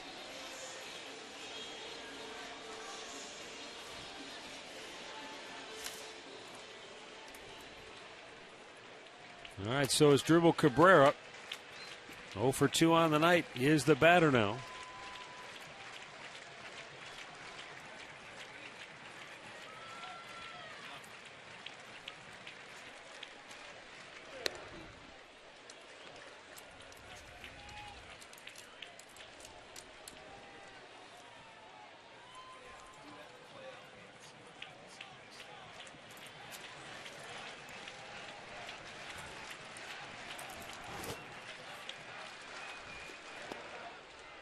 And a strike is called.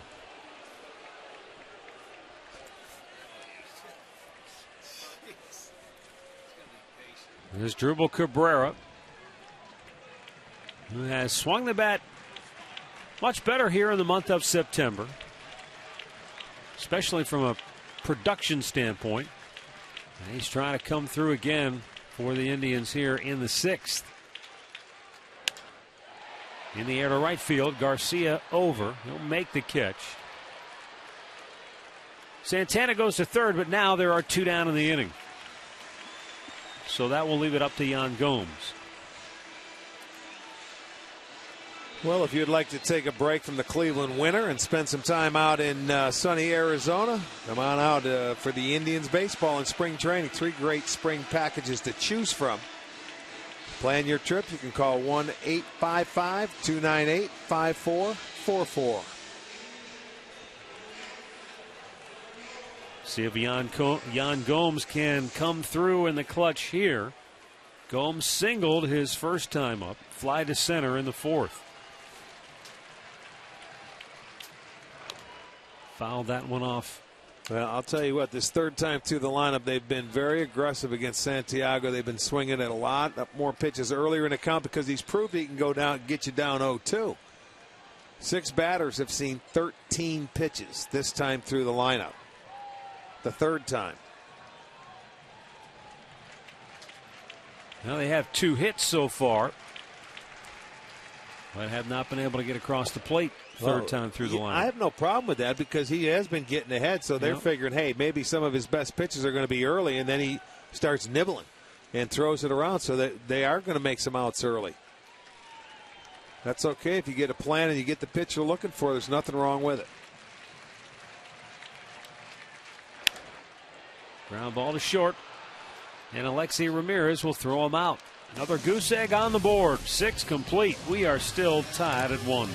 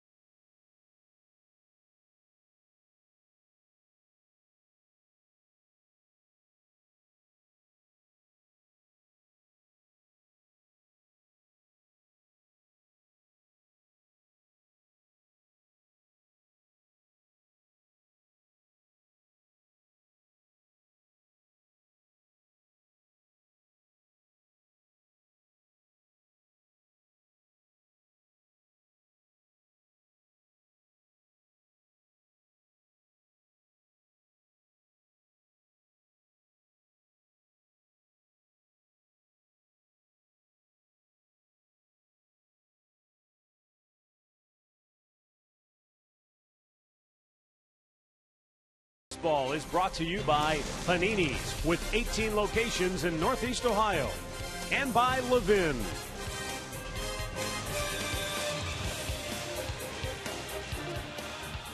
And a look in at tonight's crowd from our Panini Cam, brought to you by Panini's Bar and Grill.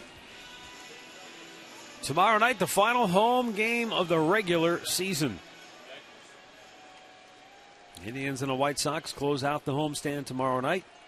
Ubaldo has given up just 1 run on 4 hits. He has struck out 7, and he'll go to work here in the 7th inning, just over 80 pitches on the night. Double barrel action in the Tribe bullpen if needed. Diane Viciedo is 1 for 2 on the night. His last time up, he caught a hanging breaking ball, and I mean smoked it off the right center field wall for a double. It was 2 outs, though.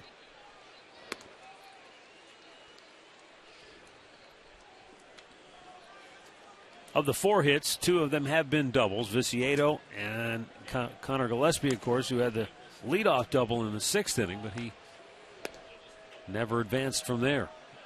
2-1 to count on Viciedo.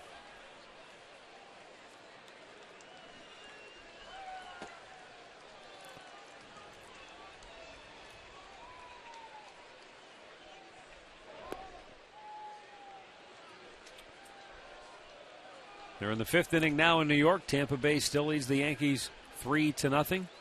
3rd inning down in Arlington. Astros still lead the Rangers 1-0. Now the 3-1 pitch. Chopped to short. Big bounce for Cabrera. He sets and throws. 1 away. The AT&T U-verse rewind. Let's go back to that 6th inning. Ricky gets the leadoff double. Gillespie does, so he's in scoring position. Then you've got Konerko, Dunn, and Garcia coming up. Well, he got the ground ball. He got Konerko to pull it down the line and keep it in fair territory. There's out number 1. Made a big pitch there. Perfect fastball. And then got Garcia to ground out to Cabrera.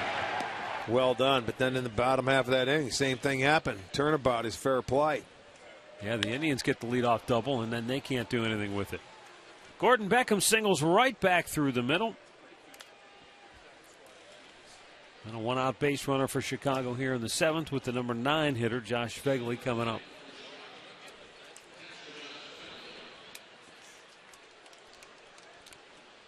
You know, we saw Mickey Callaway go out to the mound earlier tonight. He's only had to make the 1 visit to talk with Ubaldo. But obviously, it has been a very good working relationship between Callaway and Ubaldo Jimenez this year.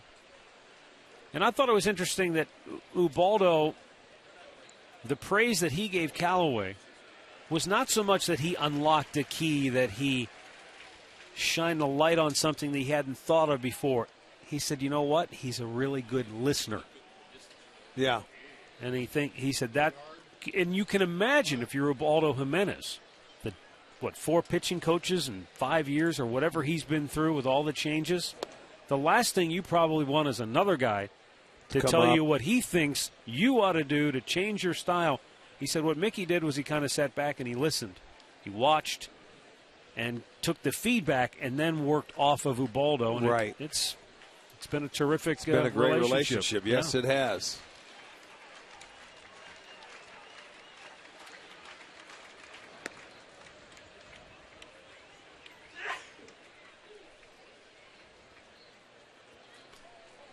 Well, when he has had his side sessions out in the bullpen, it's been nothing but fastballs, you know, to keep it mentally sharp in his mind. And I think it's built his arm strength up, too. I agree. In the dirt. Nice pick by Gomes.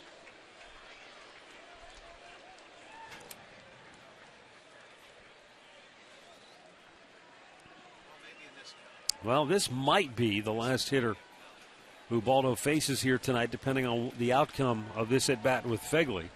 Left-handed hitter Alejandro De Aza on deck. Got a lefty and a righty in the bullpen.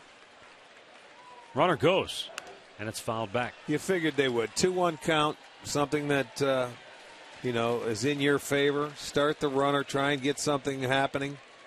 That's what happened back when they scored their run, when they started Gillespie. Konerko got the base hit and shot it the other way. Fegley tried, fouled it off. Now you reset it.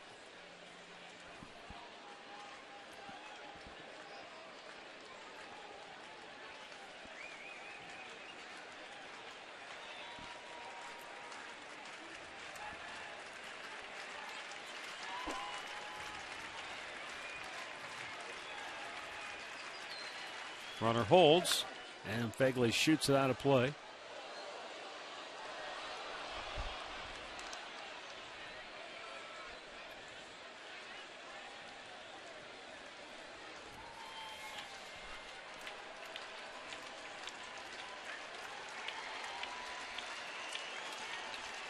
One our score. We're in the 7th inning. And the White Sox have a runner at first with one out. Terry Francona looking on as Ubaldo makes his 95th pitch of the night, a throw to first instead.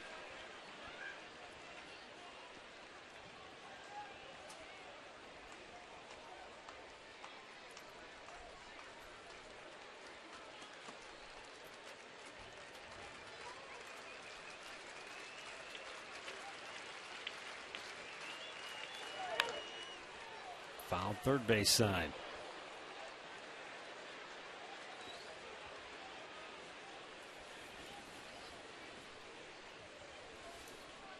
Josh Fegley doesn't have a lot of big league time, obviously, but he understands what's at stake. Nothing really for them, but he said, quote, "We don't want to be the stepping stone that people go over to make the playoffs." Checked on a ball down and away, full count. Said it doesn't matter who we play, we're going to try to win. We obviously don't want to see a big celebration on the field while we're in the dugout. Well, they don't have to worry about that here. Not now. No.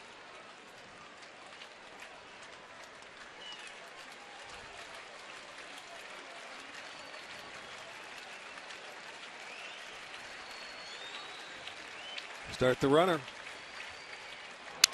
Broke his bat. Fegley will get new lumber. Well, with 6 games left in the season, the White Sox need to win 1 game the remainder of the way to avoid that 100 loss plateau. And, you know, it's one of those things, Rick, whether it's 98 or 99, does it really matter? Well, there is a stigma, isn't it? Yeah, with triple really there sure is. I mean, you're in the 90s, okay, you handle that. Stay at any 90 number you want, but don't get to 100. Nobody ever wants it. I don't know why, but that's just the way it is. Yeah.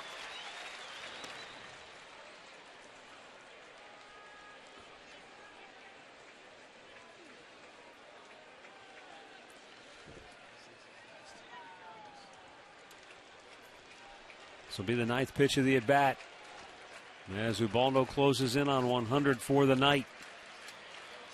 Possibly his last offering. Runner goes. And it's ball 4. And now Chicago has 2 on with 1 out. And so decision time for Terry Francona. Well, you've got the left-hander up, waiting, and he'll probably make the move. There he is. He's going to do it.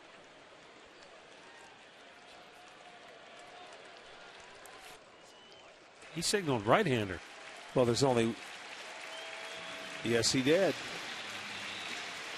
He's going to go with Cody Allen here. So the 2 on with 1 out here in the 7th inning of a 1-1 ball game. Ubaldo Jimenez night is over. After 6 1/3, he'll leave the 2 on his responsibility. Nice ovation from the crowd. Another solid effort from the right-hander here in the month of September. Today's Cleveland Clinic call to the bullpen is for the right-hander Cody Allen. He's coming on when we come back.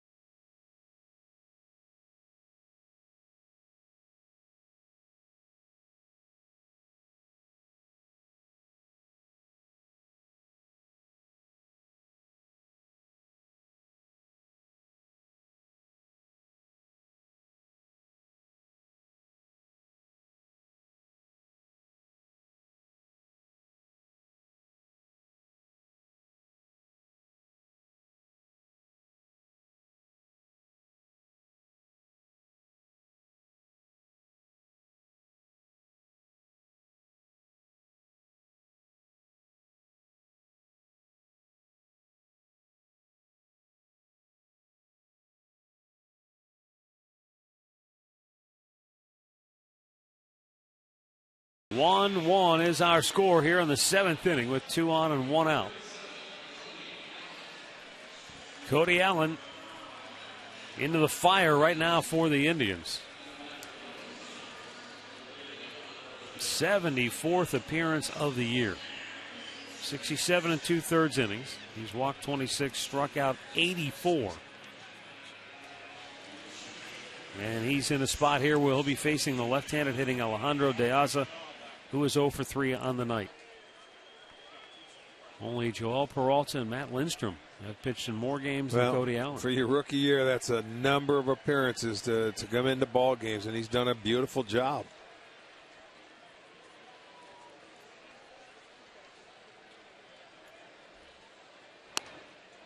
Fastball takes off, 1-0.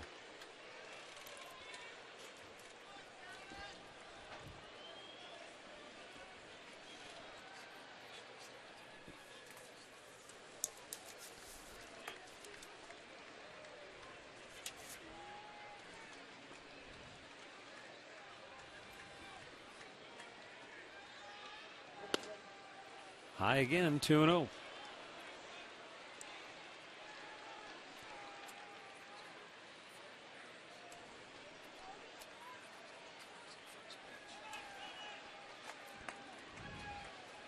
De Aza 0 for 2 against Cody Allen, striking out both times, and he is 1 for 1 against Mark Zepchinski,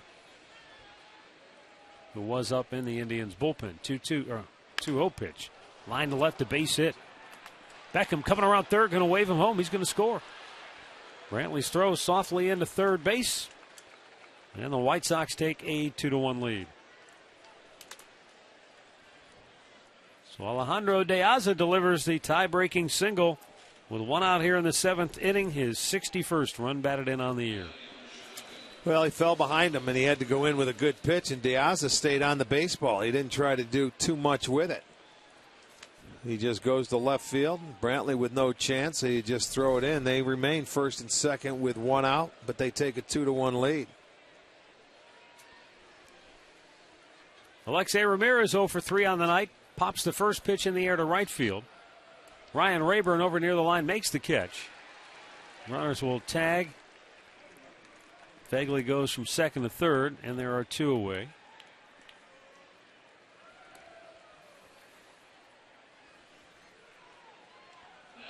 Left-handed hitting Connor Gillespie coming up now.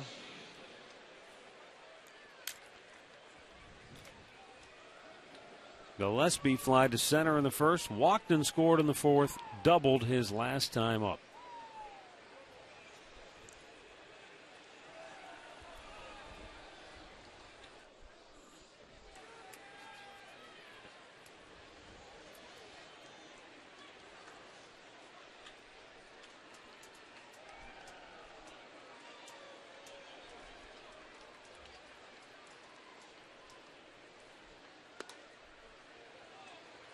A little bit high, ball 1.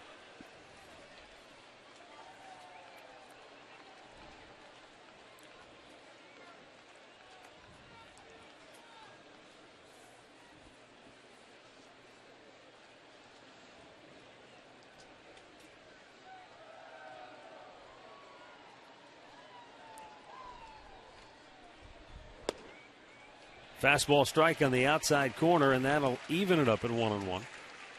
Wouldn't be surprised to see De Aza maybe taking off here if he thinks he can get a jump. He has 20 bags on the year.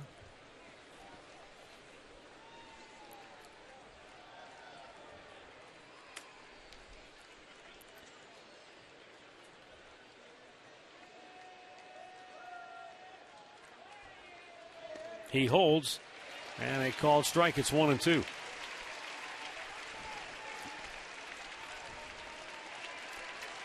One-two pitch. That'd be the time to go.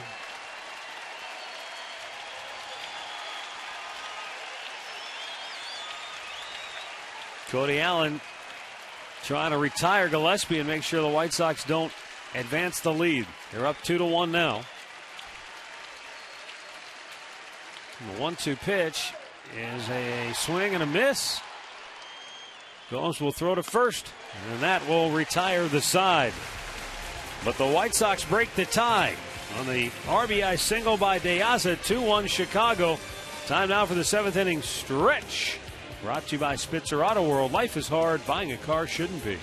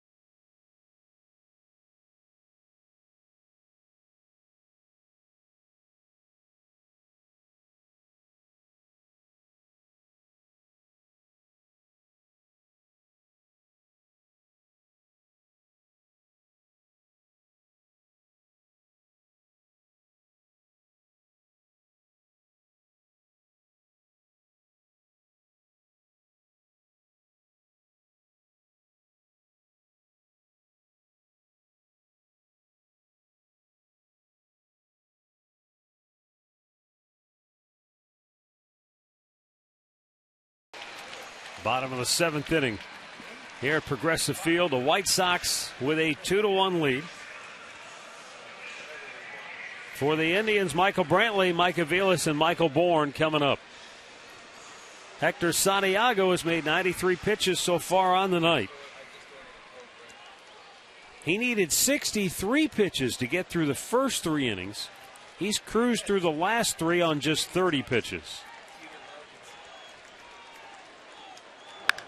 Brantley with a high fly ball to deep right field. Garcia's out of room. It's out of here. We are tied at 2. Michael Brantley with his 10th home run of the year. No doubt about it, smash deep into the lower deck in right field. And that evens things up in a hurry. Well, he has both RBIs tonight. And hey, I told you they were aggressive that third time through. Now, he swung at the first fastball, and look what he did. He hit it out of here, and he gave it a ride. That's number 10 for Michael, and he knew it as soon as it left the bat, wind or not. He crushed that ball. Right back to even with one swing of the bat. Michael Brantley has been Mr. Clutch all season long. And now Mike Aviles takes a ball outside. He's driven in both for the Indians here tonight. And Aviles bloops one in and left. That's going to drop a base hit. And the go-ahead run aboard now here in the 7th inning.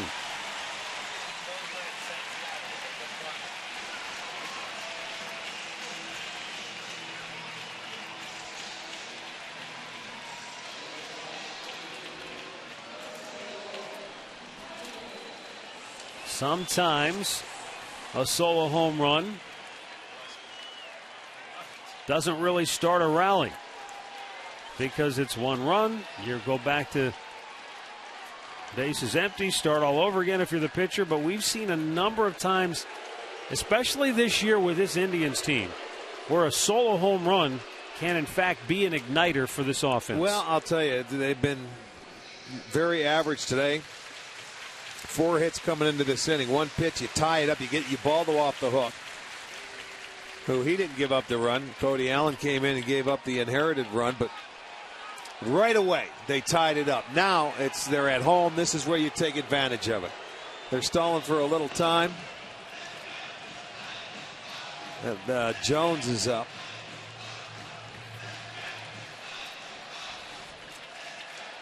We'll see Brantley or Bourne here trying to move him over, I'm sure, with another bunt. He had a base hit and an error on his last at-bat. He bunted it down the third base line.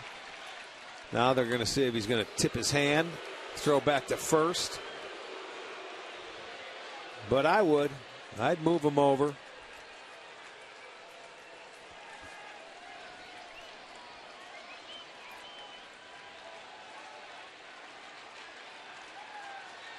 Bourne bunts it.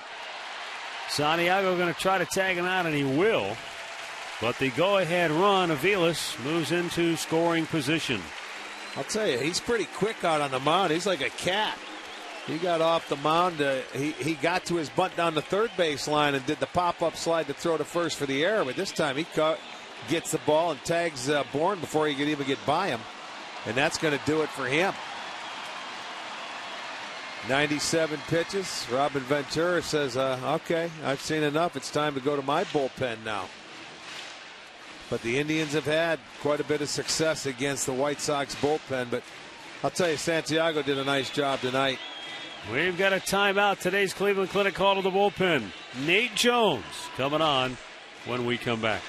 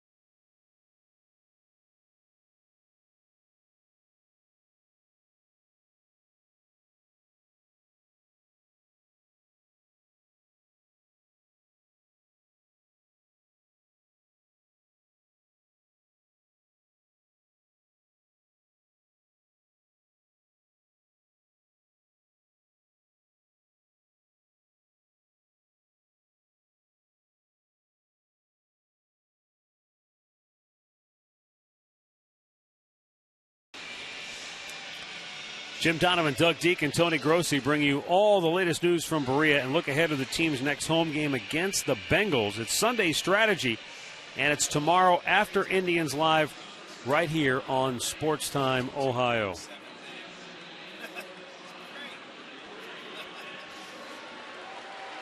Nate Jones coming into the ballgame now for the White Sox.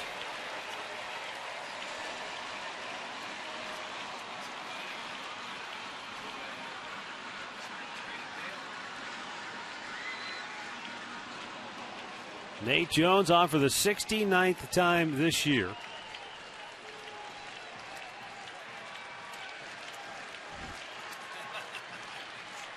And he had an outing recently against Detroit that was as close to a nightmare as you can imagine. He came into the ballgame in the bottom of the ninth inning in Detroit with Chicago leading 6-0.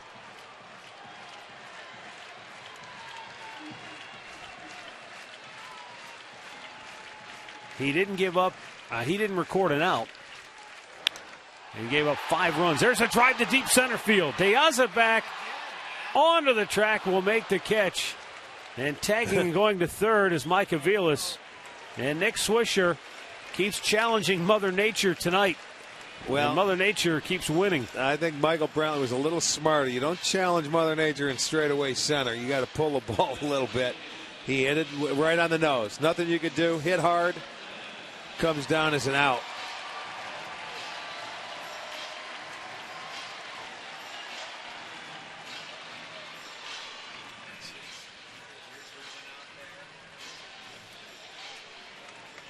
So with 2 down, the batter is Jason Kipnis. The go-ahead run 90 feet away. Kipnis 0 for 3 on the night.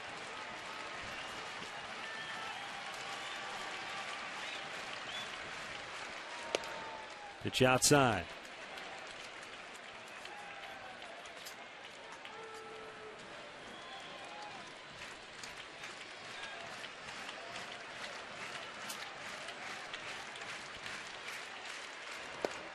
But imagine coming into a game in the 9th inning with a 6-0 lead, and after 5 batters, it's 6-5, and you're out of the game. That's a tough outing.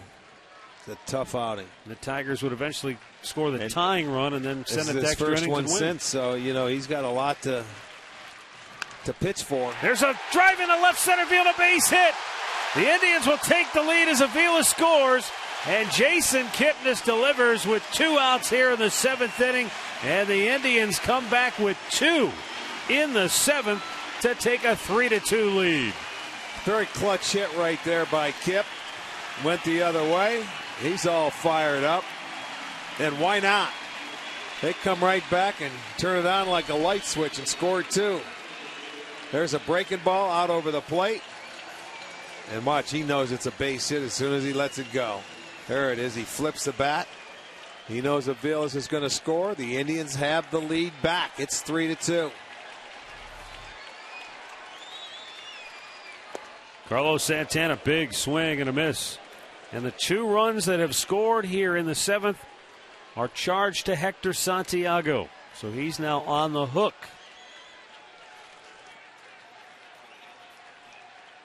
Carlos Santana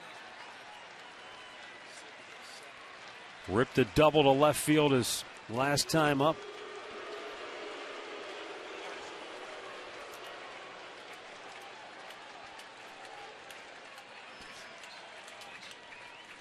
Joe Smith getting ready for the Tribe as Santana tries to give him a little more breathing room. Kipnis with 28 steals on the year. Pitch to Santana. Misses. And it's 1-1.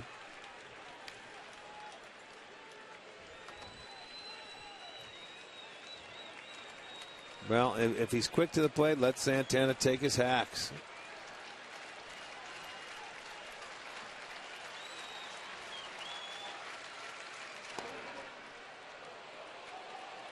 Well, Jones gets ahead of him. 1 ball, 2 strikes. This guy can get it up there, man. That was 98.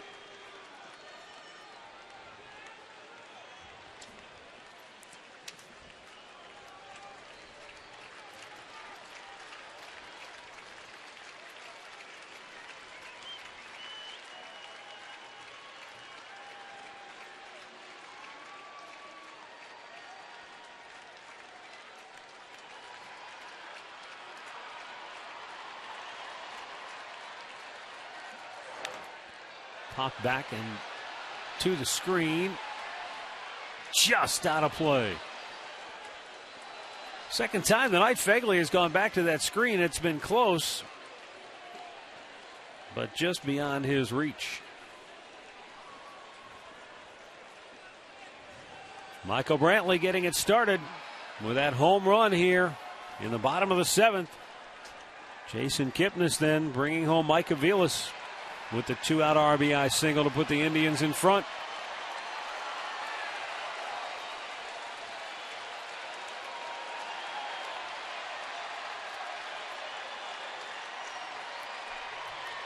Rangers and Astros tied 1-1 on the 4th. Tampa Bay leading New York 5-0 now in the 6th inning at Yankee Stadium.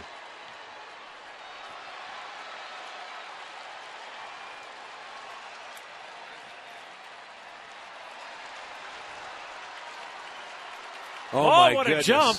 But Jones able to step off the rubber. And now Kipnis will be tagged out to end the inning. Kipnis was halfway to second base before Jones stepped off. But Michael Brantley gets the Indians rolling with a solo blast, his 10th of the year. And then Jason Kipnis gives them the lead.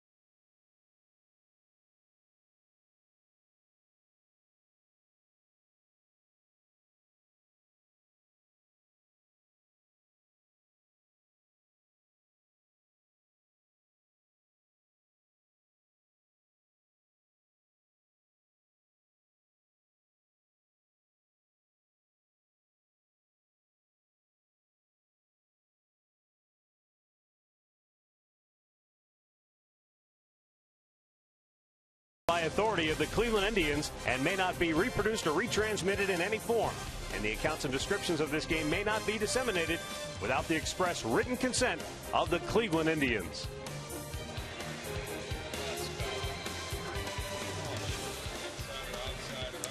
Get all the inside information straight from the head coach on Browns Insider with Chud Thursday after Indians live on the cable home of the Browns, Sports Time, Ohio. Joe Smith coming on to pitch for the Indians now.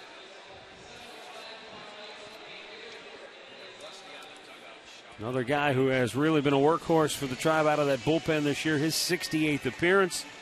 6-2 at 2.37 ERA. 50 strikeouts, just 22 walks.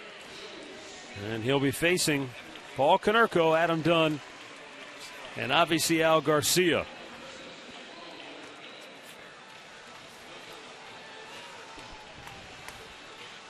Well, the Indians came right back. The White Sox took the lead 2-1, and they respond, getting that momentum back. Turn it over to your bullpen.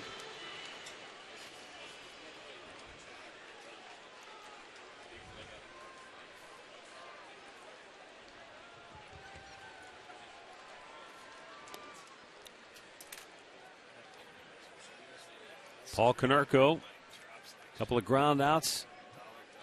And he picked up a hit.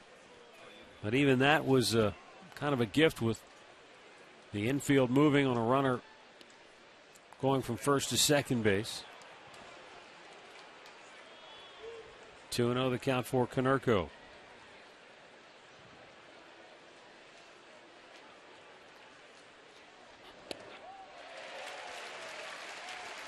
Two balls and a strike.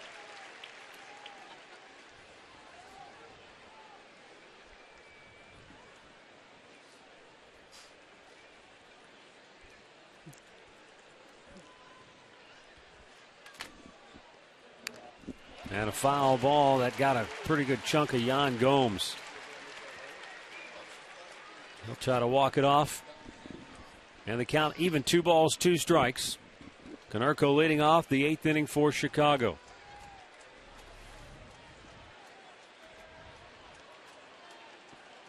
Out the inside of that left leg. It's amazing. They find a way. Those catchers get bit all the time by those balls coming back down into the dirt.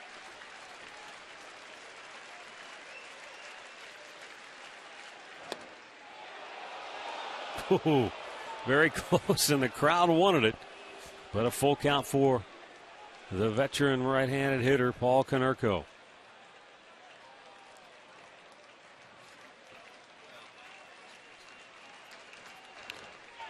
Oh, it hit him in the same spot. I think it hit him in the exact same spot. Well, he better talk to Konerko then.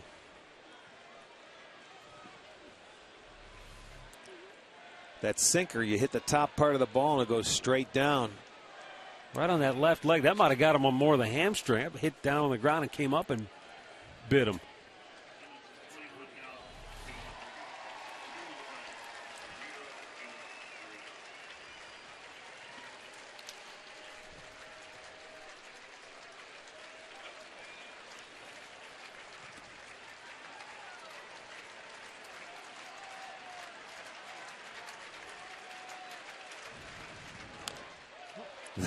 That one he got himself. And now Gomes is going to say, see how it feels? It doesn't feel good. The back foot.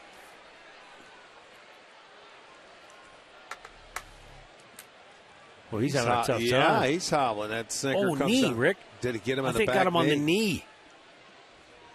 And then on the outside where there's no meat, just bone. Yeah. Ow. And then you land on it.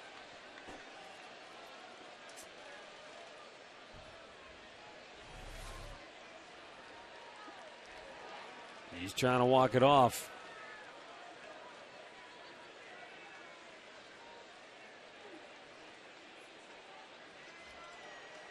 I think he just told Robert Ventura, and Ventura said, back? Your back knee? Well, there's nothing you can say as the manager or the trainer. You just go out there and buy some time still at, the the pain goes away. It's one of those things, though, and you mentioned it before. You see it more now than you ever had before. Guys hitting it off their back leg. Yeah, that's foul balls strange. off the back leg. Yeah, I can see it off the front when you're trying to get out in front and you follow it straight. I can see that. The back leg, though, boy, oh boy. That one got deep. It was running in on him. That's the only thing I can think of with Smitty's little sinker getting in on him. And he's probably thinking the other way.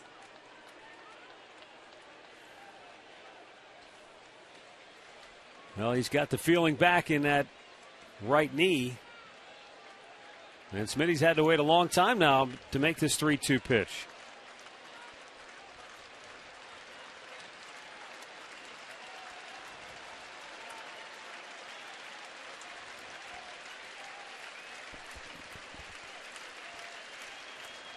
Swung on and miss. He comes back and strikes him out to start the 8th inning.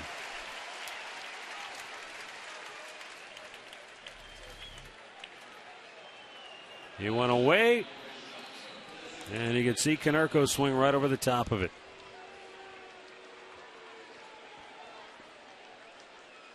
Now the Indians will shift 3 onto the right side of the infield. Adam Dunn has struck out all 3 times tonight. And he's been down in the count 0-2 all 3 times.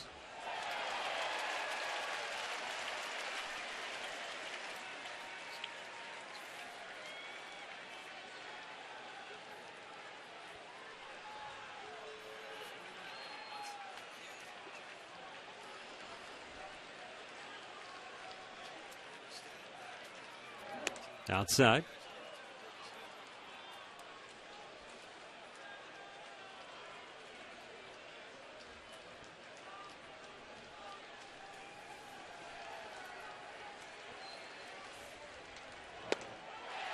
And the count 1-2.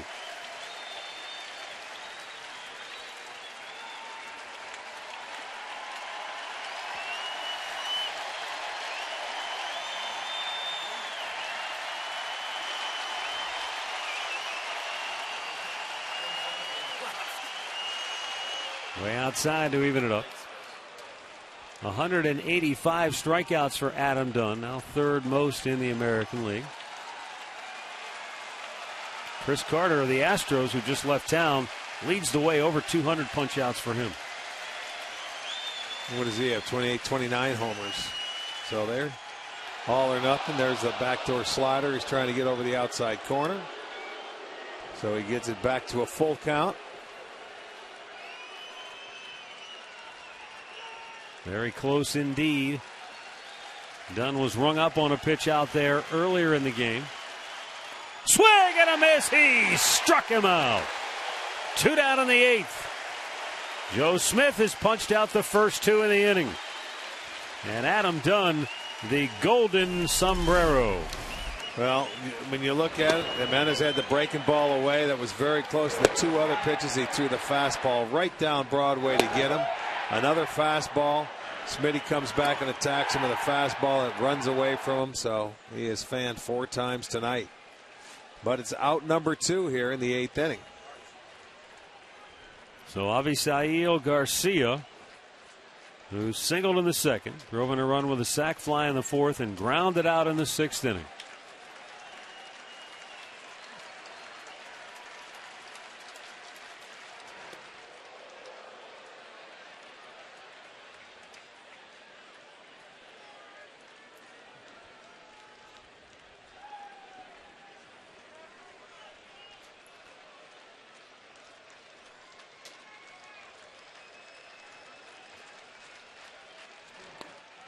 He was backing away, and now he's complaining. How could he have been able to tell where that pitch was? He was already almost out of the batter's box.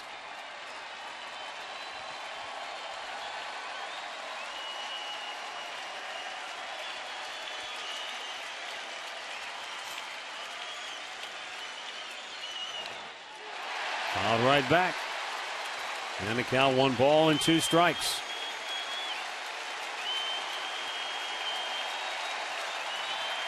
This crowd of better than 21,000 rising up here in the 8th inning with 2 down and the Indians in front 3-2. Joe Smith looking in. Garcia backing away. This is about as into it as I've seen him all year long. It started this weekend. The crowd's really starting to froth at the mouth. Now the 1-2. He's able to lay off on a fastball low and away.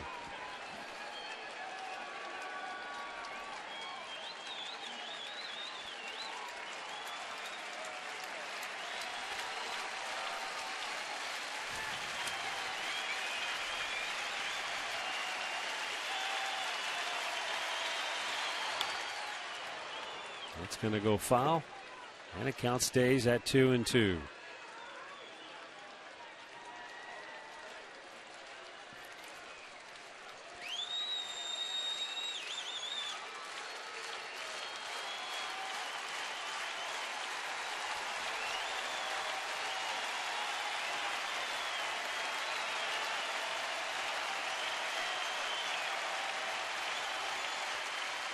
Garcia awaiting the 2-2 pitch.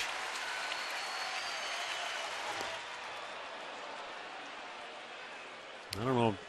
Joe Smith wants it so bad. Maybe he's overthrowing a little bit. That could be a couple sliders. He's really, the last couple of pitches have been way out of whack.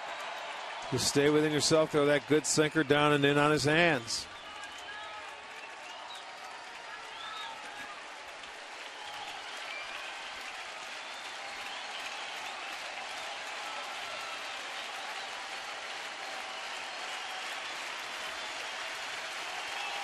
And the payoff pitch. Grounded to short. Cabrera gobbles it up. The White Sox go 1-2-3, and we go to the bottom of the 8th with the Indians on top, 3-2.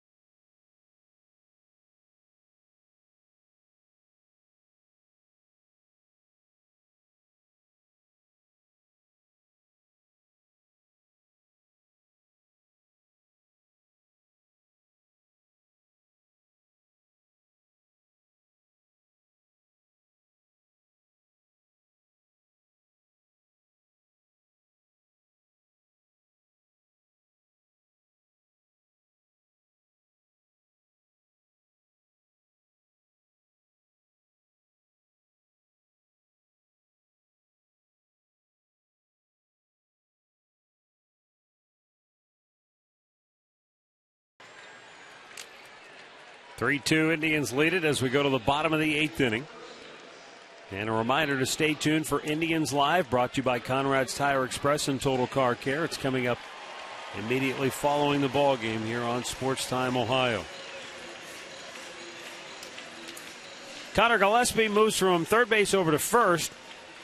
And Marcus Semien comes into the ball game to take over at third base. You got to wonder, Rick, the ball that Paul Konerko fouled off of his knee, if that's the reason for the it could be replacement here, and if that might have an impact on Konerko's availability for tomorrow's game. Well, I'm sure he probably took him out because it's awfully sore and they want to get it checked out now. So they make a move. He's not going to hit again in this game, you wouldn't think. Carlos Santana swinging a miss. And Nate Jones rearing back getting and firing. 99 miles an hour. Did he? Okay. It looked like it. It sounded like it.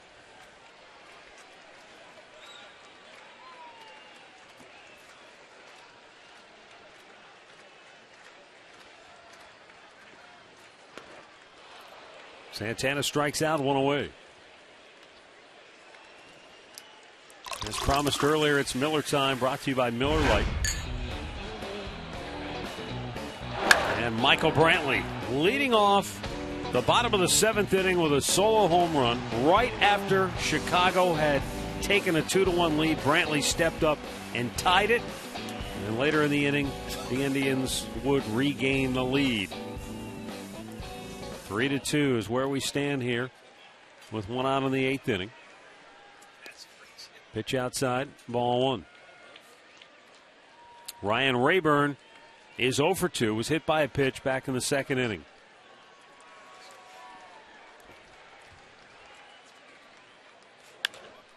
Ground ball towards second. Beckham scoops it up, throws him out, 2 down. Our in-game box score brought to you by your local Hyundai dealers.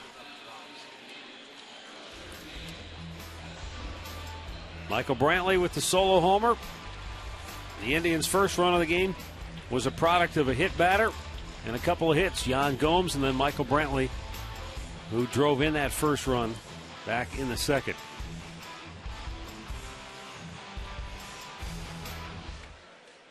With 2 down, Asdrubal Cabrera 0 for 3 on the night will be the batter.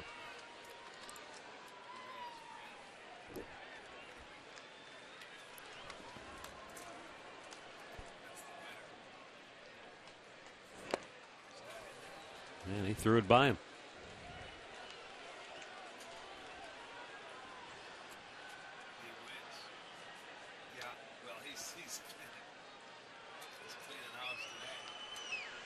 Jones fires.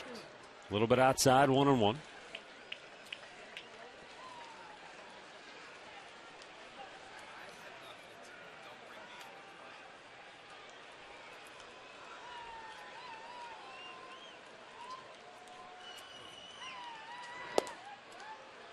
As Asdrubal takes a strike and the count is 1-2.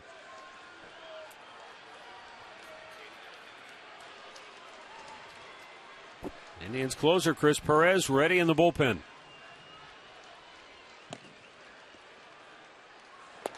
Cabrera strikes out, and we'll go to the 9th. 3-2 Cleveland.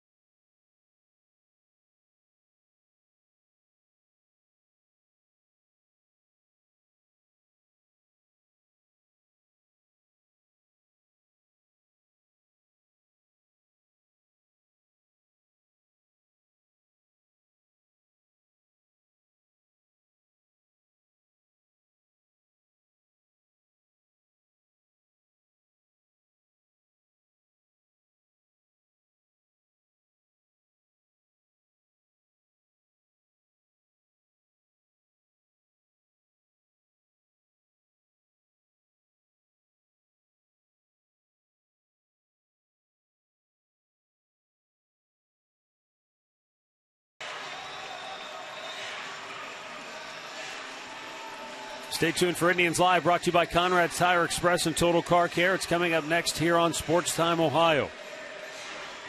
9th inning here in Cleveland. And all kinds of changes to tell you about. We'll start with the new pitcher. Chris Perez looking for his 26th save of the year. He'll be facing the bottom third of the White Sox order that is due up. We'll see if they have any changes. Diane Viciedo, Gordon Beckham, Josh Fegley. Now defensively, Drew Stubbs has come into the ballgame. He goes to center field. And now Matt Carson comes in and goes to right field. So we don't know if there's anything wrong with Michael Bourne, if something happened. I have no idea. I could see Carson going out there for Rayburn. Well, you can find out after the game. Well, the Indians need 3 more outs to hold on to this one. 3-2 ball game.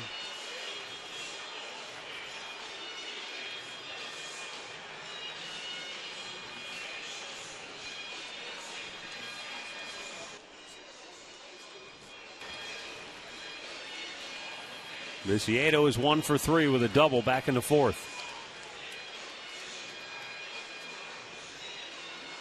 No Michael Bourne on the Indians bench, so Rick, it had to be something you would think. You know, I thought I saw him when he slid into second base when he ran after that bunt. Something on his wrist. I'm not sure. I'm just guessing. But it looked like he slid on it. Stay tuned for Indians Live. Katie will have the latest from the Indians clubhouse.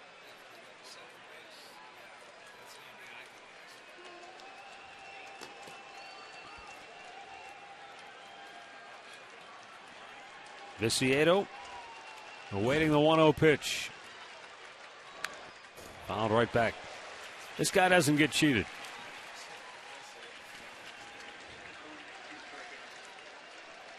No, he doesn't. One swing of the bat. You can see 2 for 5 with a homer against Perez in his career.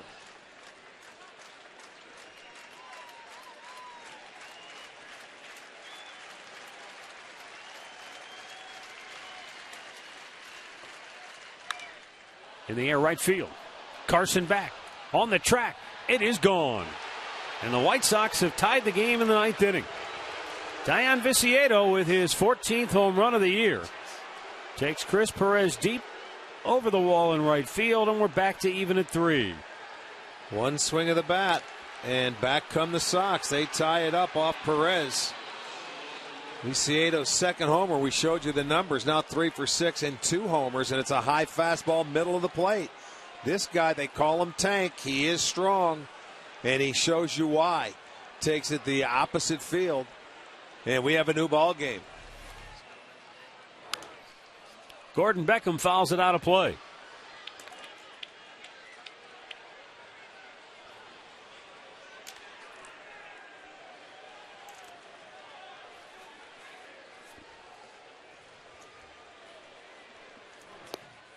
Tried to hold up, but he went around.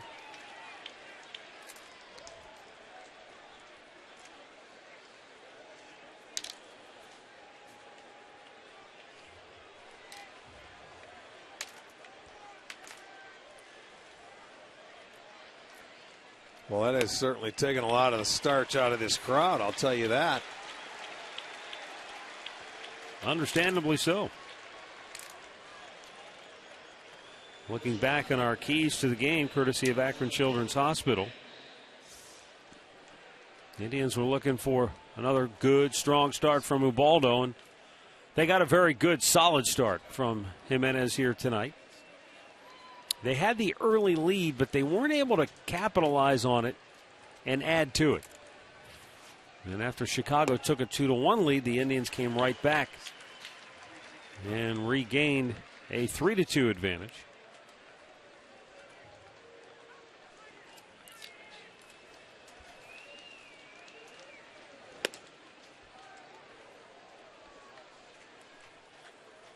This is Danks. Jordan Danks. Pinch hitting for the catcher, Josh Fegley.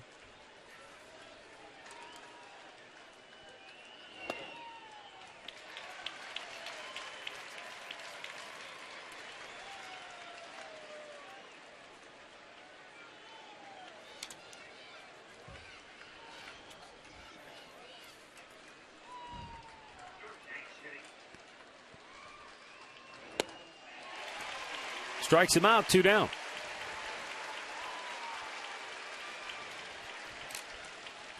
That's the 12th strikeout tonight for Indians pitching.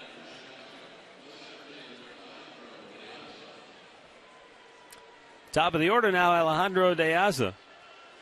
who is 1 for 4 on the night.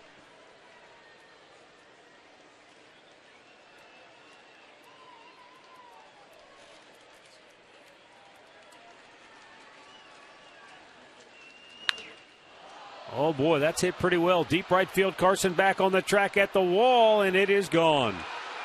Alejandro De Aza with a home run, and Chris Perez has given up 2 solo shots here in the ninth. And the White Sox have come back now to take a 4-3 lead. De Aza's 17th home run of the year. You look at both fastballs, and you're going to see they were right down the middle. And the hitters did exactly what they should have with that pitch. That one, he lets one tie the game, and that one takes the lead.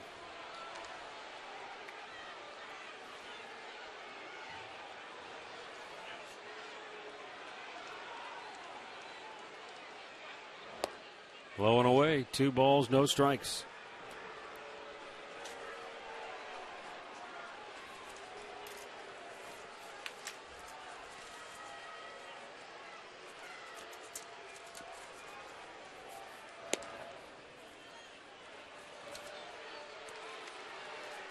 Well, the count is 3-0.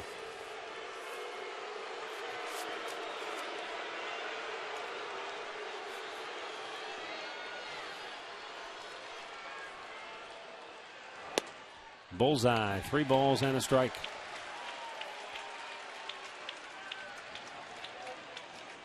Addison Reed, the White Sox closer, is getting ready.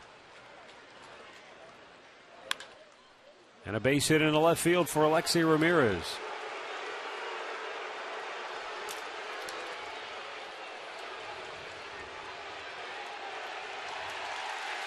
Here comes Terry Francona, and that's going to be it for Perez. A leadoff homer, struck out the next 2 batters, then gave up a home run to De Aza. The single to Ramirez, and that's it. Chicago has come back to take a 4-3 lead.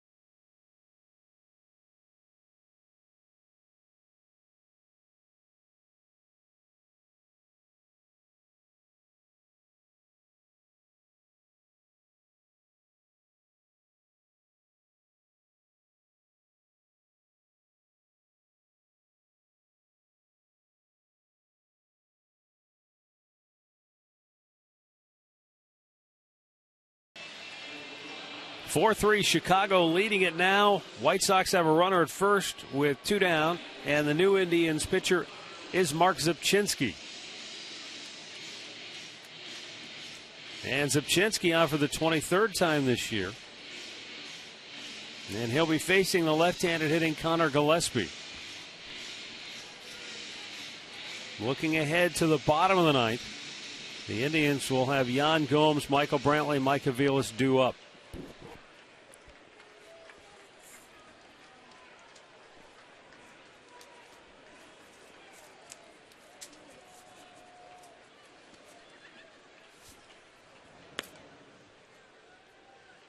Quite a turn of events here tonight. You're not kidding. The Indians were down 2-1 going into the bottom of the 7th. They rallied for 2 quick runs to take a 3-2 lead. And after Joe Smith worked a 1-2-3 8th inning, Chris Perez on here in the 9th and a leadoff homer by Dayan Viciedo. Then after 2 strikeouts, Alejandro Diaza left the yard with a solo homer. And suddenly Chicago is on top, trying to stop a 12-game losing streak to the Indians. 2-0.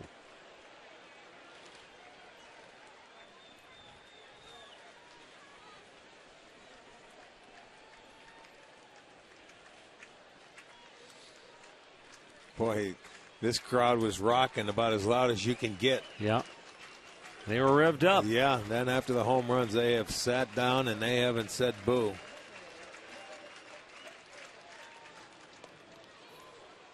Houston, Texas, still tied 2-2. They're in the 6th inning down in Arlington. Tampa Bay continues to beat up New York 5-0 in the 7th at Yankee Stadium.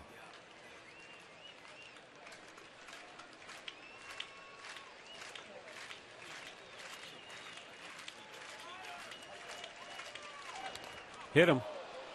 And now there are 2 on with 2 out.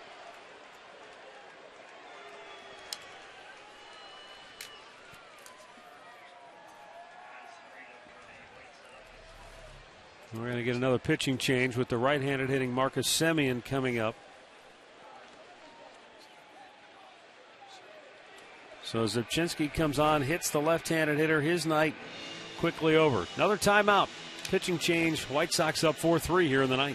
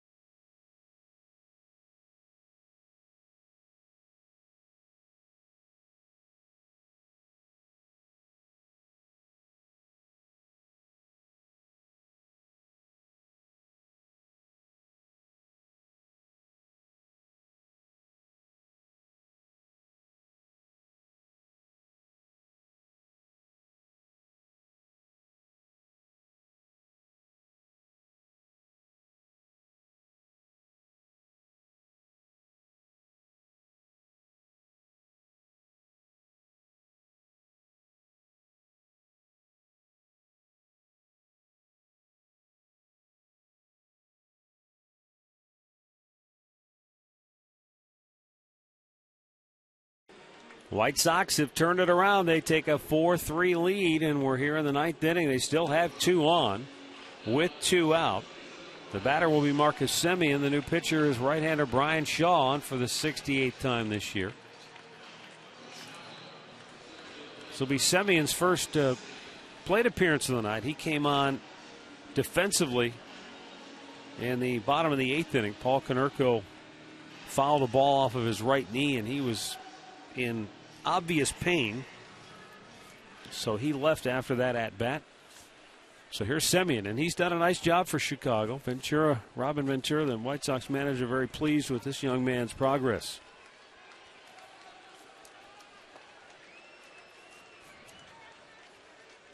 Pitch outside, ball 1.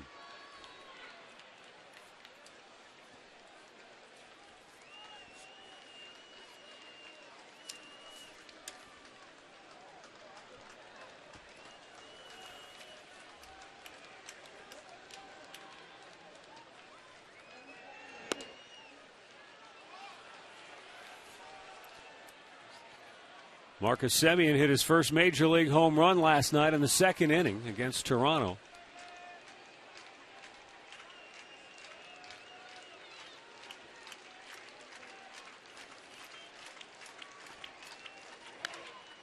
Popped in the air. Should be playable here. Matt Carson over near the line, makes the catch in foul ground. And the inning is over. But the White Sox used the big bats here in the ninth to take a 4-3 lead.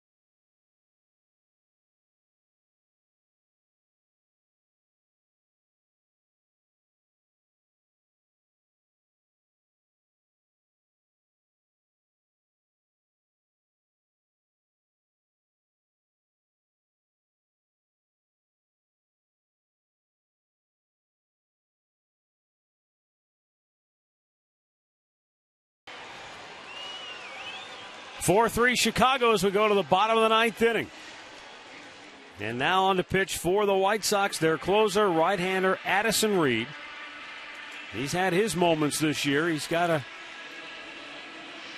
.362 ERA, 39 saves in 46 opportunities.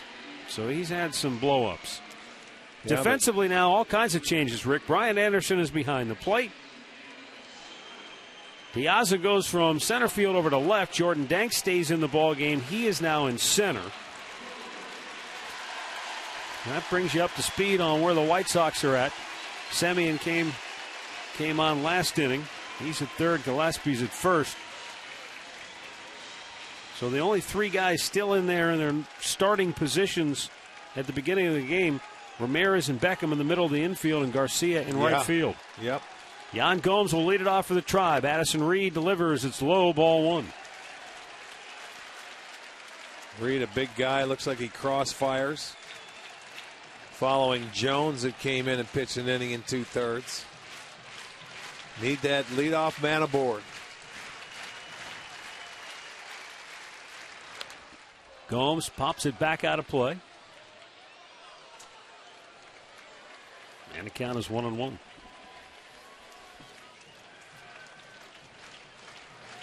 Again, Reed, he can be very good, but he can also be very hittable at times.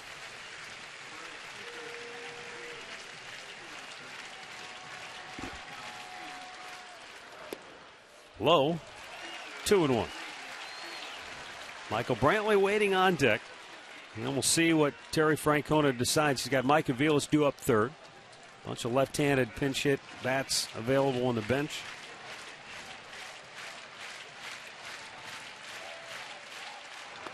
Oh, he chased one up and in. It's 2-2 instead of 3-1. Yeah, could have been sitting in the driver's seat. And it's almost like once he started, he couldn't hold up, and he realized, what am I doing? That ball way up and in. With that blind spot, he goes through it. 2-2.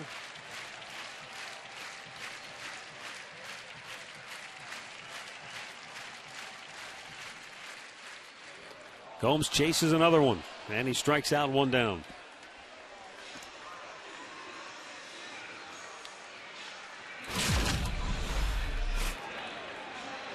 Last time up, Michael Brantley jumped on Hector Santiago and set it out of here. That tied the game. Brantley is the 9th Cleveland Indians batter this year with 10 or more home runs. And that is the most in the majors for any team.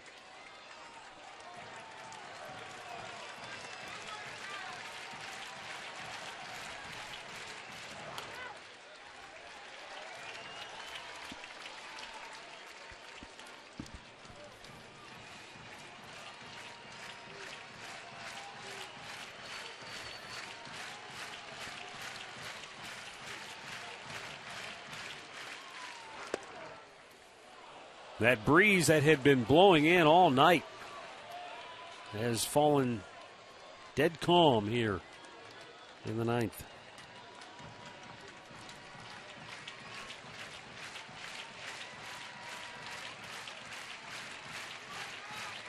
Addison Reed's 1-1 pitch.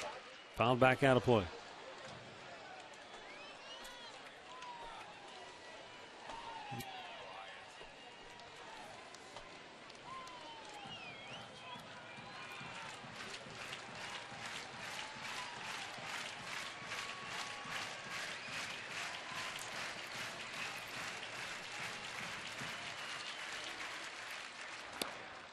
That's low. 2 balls and 2 strikes.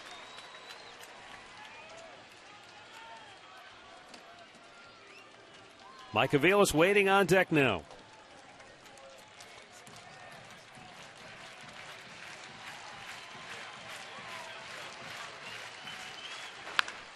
Rip foul. He smoked that right by first base coach Mike Sarbaugh. It went by him in a hurry.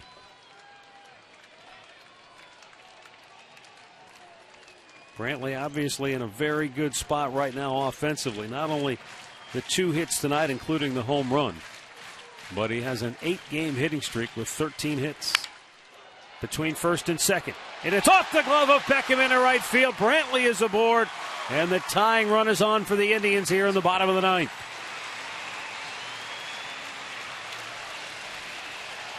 Certainly it's a play Beckham could make, but this has got to be his 3rd hit of the game. Watch it hit the grass, the lip of the grass. As he's going out, there it is. And it took the bounce up.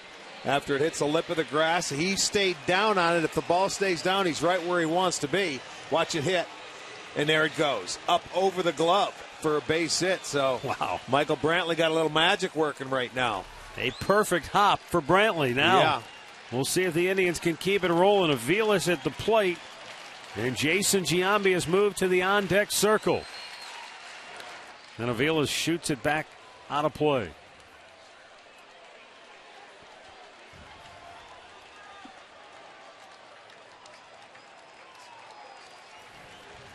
Aviles, you see there, 1 for 3 on the night.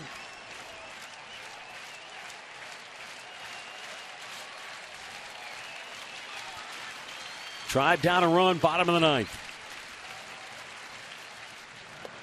And Aviles with a late swing is down to the count 0-2. You can see Mike Connell wondering, why did I swing at that pitch? Well, he's talking to himself about it, I can tell you.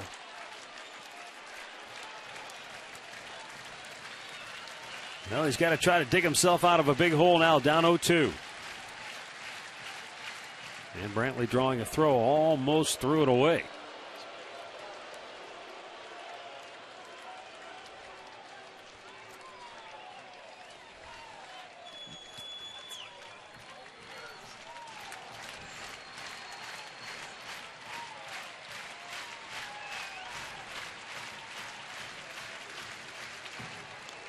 Another throw over.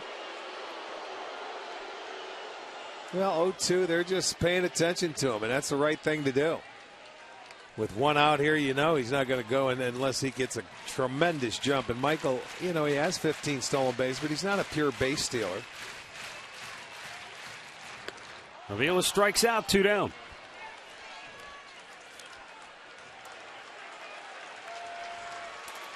Well, that's going to leave it up to Jason Giambi.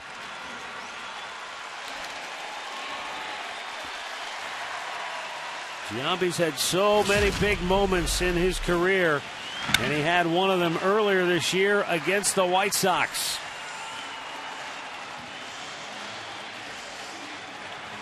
Well, that was a pinch hit appearance, and he's pinch hitting again. Love to see one of those. But you'll take a base hit just to keep this inning moving.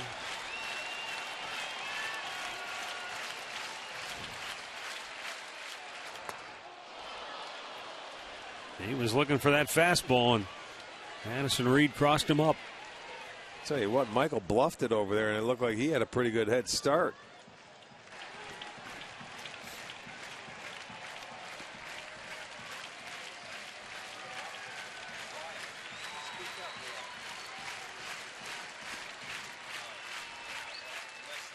Had a good jump that time, and they don't even attempt to throw.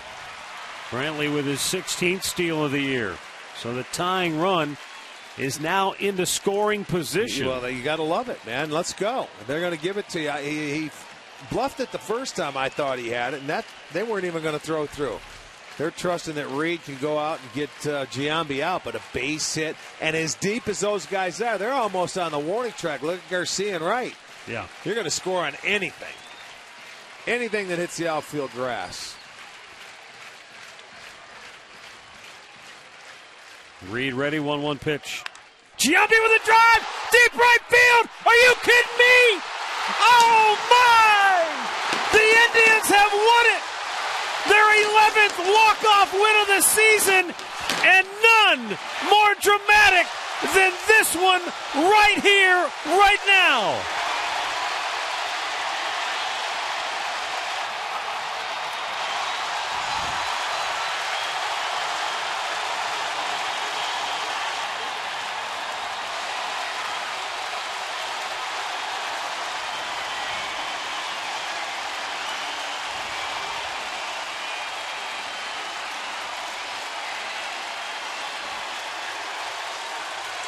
If you don't believe there's something special happening with this bunch, then you haven't been paying attention. Incredible.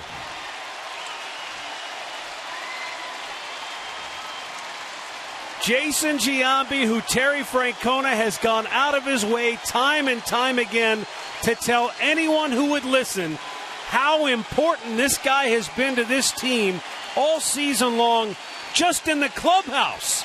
But Giambi has always been quick to point out, I'm here to play. I'm not just here to be a guy riding out the string. And he has come up with some monster moments for this club. None bigger than the one right there. Nope. None bigger than the swing we just saw. And as soon as it left the bat, everybody knew it. Look at this crowd. They are on their feet. What a great pinch hit. Nobody wants to leave, and why would you after that? They give him the Gatorade bath.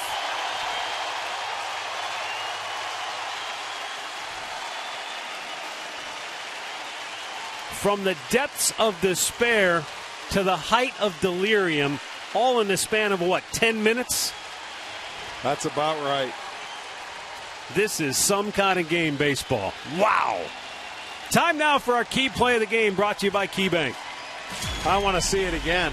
Let's go a breaking ball down and into his wheelhouse, and he knew it, and it got up there into almost the mezzanine level.